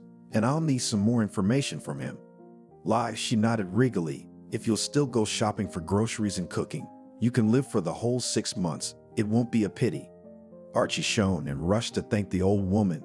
A few days after the explanation with the failed son-in-law, Betty woke up in the middle of the night. Footsteps were clearly audible in the room. Archie, the bastard, thought the woman. No other way than to strangle me in my sleep, or some other mischief. Well, I'll give it to him. She opened her eyes. A street lamp was shining outside the window, illuminating the bedroom, not too brightly, but enough to make sure the room was empty. I was dreaming, Betty thought, but the footsteps sounded again. Silent at first, as if from far away, they grew louder and louder, more and more distinct, and finally came to a halt beside her bed. Almost above the woman's ear, someone's breath rustled. Betty froze under the covers and squeezed her eyes tightly shut. "Mommy," said a quiet female voice. "Mommy." Betty flinched and suddenly remembered the lamp above the bed. Abruptly, she flicked the switch and the space around the bed was illuminated. It was empty. What the hell? But a heavy sigh sounded above her ear, and then familiar footsteps rustled toward the window. The curtain swayed slightly, as if from an occasional draft, and the room was silent. Since that night, Betty had lost her peace. She kept seeing footsteps in the apartment, first at night and then during the day. Sometimes they sounded beside her, and sometimes they came from the empty bedroom or the kitchen. Once, when she couldn't stand it, the woman even dragged Archie into the empty room and started to convince him that someone was walking in it. The man looked sympathetically, assured her he couldn't hear anything, and advised some kind of sedative. But Betty knew her sin had taken hold. Lucy would not leave her. She would stay by her side even in death, and there was no way to fight it. During the day, the invisible guest simply walked around the rooms. But at night, she walked around Betty's bedroom, approached her bed, and quietly called, "Mama," and even the lamp, which the woman did not put out until morning, could not deter her. The obsessions haunted the woman not only in the apartment. During walks, she suddenly began to hear her daughter's name constantly. "Lucy," shouted a girl under the window, calling her girlfriend Lucy. Exclaimed a guy with a stunted bouquet, rushing to meet the girl. "Lucy," sternly said the woman to her little daughter, pulling her away from the puddle. And on the signs of various salons, stores, and kiosks, the name of Lucy was repeatedly flashed. It was amazing how Betty had never noticed it before. One day she was passing by a stranger's house with a radio playing loudly through the windows. Suddenly, in the middle of a song, a tender child's voice sounded. A little girl was repeating over and over again, "I forgive you, I love you, I forgive you, I love you." Lucy had said the same thing, almost with the same intonation, when she came to make up with her mother after a scandal. Betty couldn't take it anymore. She called Father Jack from the payphone and, almost sobbing into the receiver, told him of her obsessions. The abbot listened to her attentively, then calmed her down for a long time and exhorted her to be patient, to pull herself together, not to pay attention, not to get worked up, not to believe in otherworldly nonsense. But this time the conversation with Father Jack did not help Betty. In her head, interrupting the voice of the man pouring from the tube, sang a child's voice, repeating two simple phrases. She returned home completely shattered. Archie, seeing the woman's condition, was seriously concerned. He almost forced her to take some drops, put her to bed, and promised that she would sleep through the morning. But it was not to be. Betty did fall asleep almost as soon as her head touched the pillow. But in the middle of the night, she awoke suddenly as if she had been struck. The lamp overhead was not lighted. She had gone to bed in the daytime, and Archie, of course, had not thought to turn it on. But the light of the lantern outside the window was enough to see a slender female silhouette against the curtains. A girl in a white robe, with loose blonde hair covering her face, stood at the windowsill and whispered softly, "Mommy." Noticing that Betty had opened her eyes, she slowly moved toward her. The sound of footsteps was painfully familiar. The girl stopped at the bedside and reached out her hand toward Betty's face. The hand reeked of icy coldness. Betty screamed and lost consciousness. She woke up to Archie shaking her by the shoulders. The light was on in the room, and the boy was standing over the bed in his underwear, disheveled, sleepy, and obviously frightened. "Betty, oh, thank God you're awake. What happened? You were screaming so much, it scared the shit out of me." "Shit, I gave you a good sleeping pill. You should have slept till morning." The woman suddenly cried, and then told Archie everything. He shook his head sympathetically, dragged Betty into the kitchen for tea, offered her valerian and some more serious sedatives from the stockpile. He didn't question her words like Father Jack had, didn't say it was all nonsense and nonsense. He even envied her a little, because he didn't get to see the woman he loved after death. He looked down at her and seemed to brush away an invisible tear, and that suddenly made Betty even more attracted to the boy. They sat in the kitchen until dawn. It was only at first light that the woman finally decided to go back to bed. Over the next few days, she felt better. The presence of the ghost during the day was still manageable. In the evening, she took sedatives, and Archie sat by her side until she fell asleep.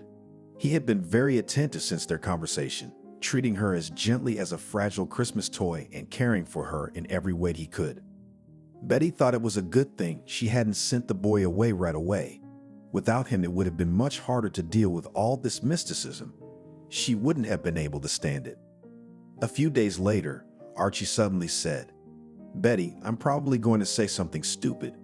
But you know, my grandmother used to tell me when I was a kid that the dead don't just come to us, the living.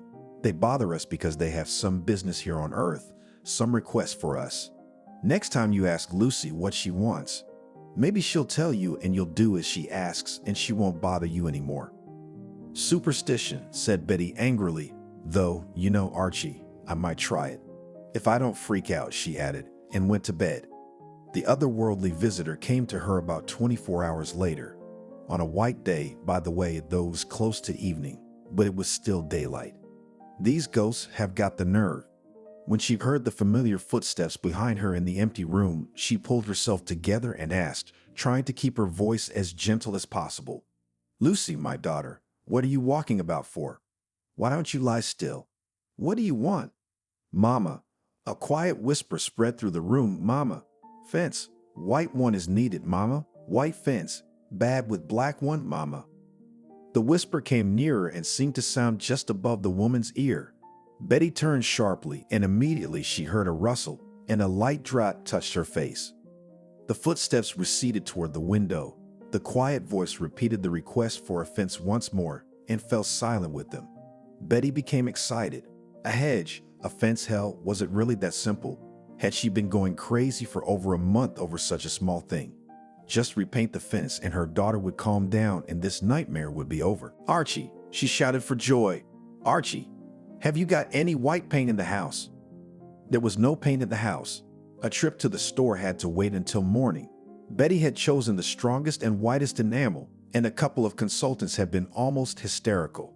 Along with the paint, she bought gloves, a brush, solvent, a rag to wipe the cemetery metal with solvent, sandpaper. Having chosen the paint, she listened to all the advice of the salesman about additional equipment. The woman could not imagine that something would go wrong. She would not be able to finish the work today, and her daughter would disturb her again. It was necessary to be fully insured. The bag was heavy, and she had to call a cab to the cemetery. The driver squinted perplexedly at the passenger, and he had never seen a woman go to the cemetery with an expression of joyful enthusiasm on her face. But Betty did not notice the slanting glances. From the gate to Lucy's grave, she walked almost at a run, and only when she finally came to the unfortunate fence was she able to catch her breath. Lucy was buried next to Barbara. They didn't put up a monument yet. It was too early. The earth would settle, and then they'd have to fix it anyway. But the fence on the plot was renewed. Earlier, Barbara's grave was surrounded by simple metal posts with chains stretched between them, and now there was a wrought iron openwork construction. But the old fence was really white, and the new one was painted bronze. No other way did Grandma Lucy put it up to put it back the way it was, thought Betty irritably, and she was not even surprised at her thoughts. She had always been a materialist, and even membership in the Brothers and Sisters could not change that. The woman believed in the doctrine of sin and purification, but she considered the stories about the afterlife, the kingdom of God, the eternal life of the soul, and other such things to be superstition and nonsense. It took only a month of contact with the other world to abandon her materialistic view of the world and take the supernatural for granted. Betty pulled on her gloves and got to work. She shoveled away small debris and attacking foxes from the graves, wiped the unfortunate fence with a damp rag, went over it with a metal brush, then brushed away the dust with a soft brush. Preparing to degrease the surface with solvent and take up a brush, she suddenly heard strange sounds coming from her daughter's grave. The woman listened, then cautiously approached closer. The sound was clearly coming from under a pile of wreaths. She carefully pushed the green ruffles aside, and then, frightened and at the same time strangely mesmerized by the incomprehensible noise, scattered them to the sides without any respect. There was nothing under the wreaths, but the noise had clearly increased. It seemed to be coming from beneath the ground.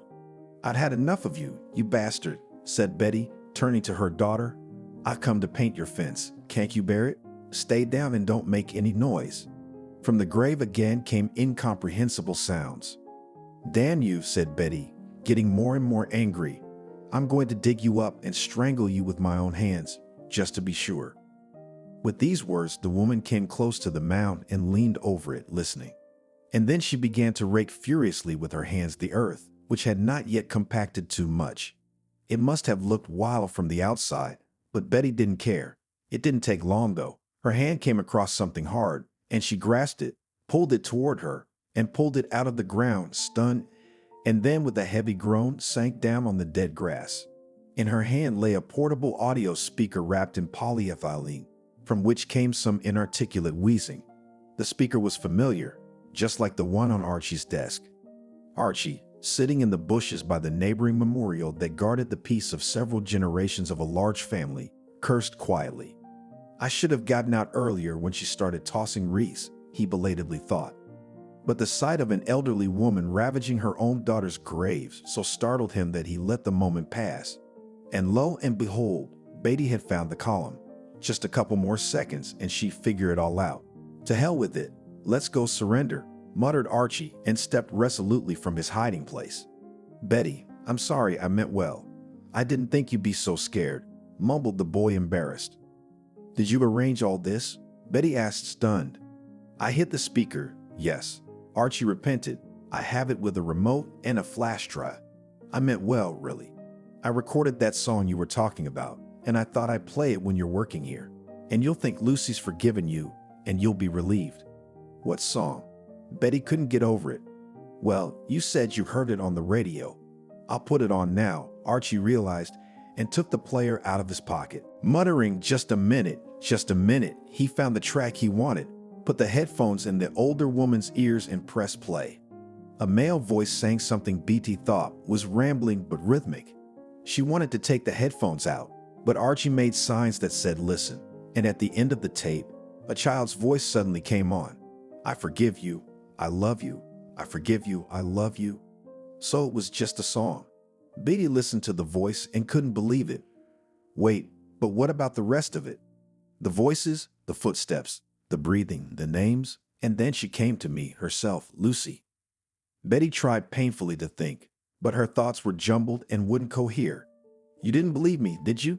She exclaimed, feeling the anger boiling up inside her. You decided to deceive me, to make fun of the old woman then. She sprang up from the ground with sudden impetuosity and lunged at Archie with her fists. But she stopped a step away from him and began to lurch slowly to the side. Her face was strangely twisted, and instead of an accusing cry, her mouth was a frightening wheeze, like that unfortunate speaker. Betty collapsed next to the fence and passed out. Archie leaned over the woman, felt for a pulse, and swore, now in a full voice. Then he pulled a cell phone out of his jacket pocket, huge as a brick and terribly uncomfortable. He didn't like it, but now he was glad he brought it with him. Mom, he said quickly into the phone, get behind the wheel and drive to the cemetery to see Lucy. Quickly, I'll explain later. Yes, don't drive in from the main gate, but from the side entrance, so the guard won't see you. Archie worked out his plan with his mother. Selena suggested that Betty should be easily suggestible and mystical, since she was in a cult. So Archie began to entertain. He placed several small but powerful speakers around the house, through which he broadcast the sounds of footsteps, breathing, whispers. He controlled the recordings with a remote control or put them on a timer, so as not to be too monotonous, and it would be suspicious if the ghost only appeared to Betty when Archie was home. The guy kept track of Betty's walks, and on her way back he coaxed passersby to say Lucy's name next to the woman. Some he'd tell about a prank for his favorite aunt. Others he'd bribe with a little money. He turned on the song with the words that he knew from her stories that Lucy had repeated to her mother like an incantation all of her childhood, lurking in the bushes near the house that Betty had passed. His speakers were powerful enough. The ghost was Celine's mom, dressed in a white hoodie and a blonde wig. They had calculated that after the sleeping pills Archie had given his mother-in-law, she wouldn't look at the details, and they had calculated correctly. The Barbaricans weren't planning anything bad. They wanted to convince Betty in the existence of the ghost, and then his mouth to command her to share with Archie inheritance. But things turned out differently. Exhausted by worry, by the need to lie and pretend again, by the separation from the brothers and sisters and the beloved rector, by the participation in the murder, albeit indirectly, by otherworldly entities, in short, by all the events of the past months, Betty suffered a stroke. She collapsed in the cemetery, and neither Archie nor Selena ever found out if the woman had figured out what it was really like. After calling Selena, Archie used his cell phone to call an ambulance. The doctors arrived on time, but thankfully still 5 minutes later than his mother. He had time to explain the situation to Selena, and he bushwhacked off to his car and left for her house. Selena, on the other hand, went to the hospital with Betty and cared for her in the intensive care unit for over a month. The ward was not allowed outsiders, but there was not enough staff, and another paralyzed old woman nobody was happy, so when Selena asked to help, she was allowed. A month later, she also moved Betty home to an apartment. The woman was still half paralyzed and unable to speak, but she promised to live a long time. Archie equipped the room with the peculiarities of the bedridden patients, hired a nurse.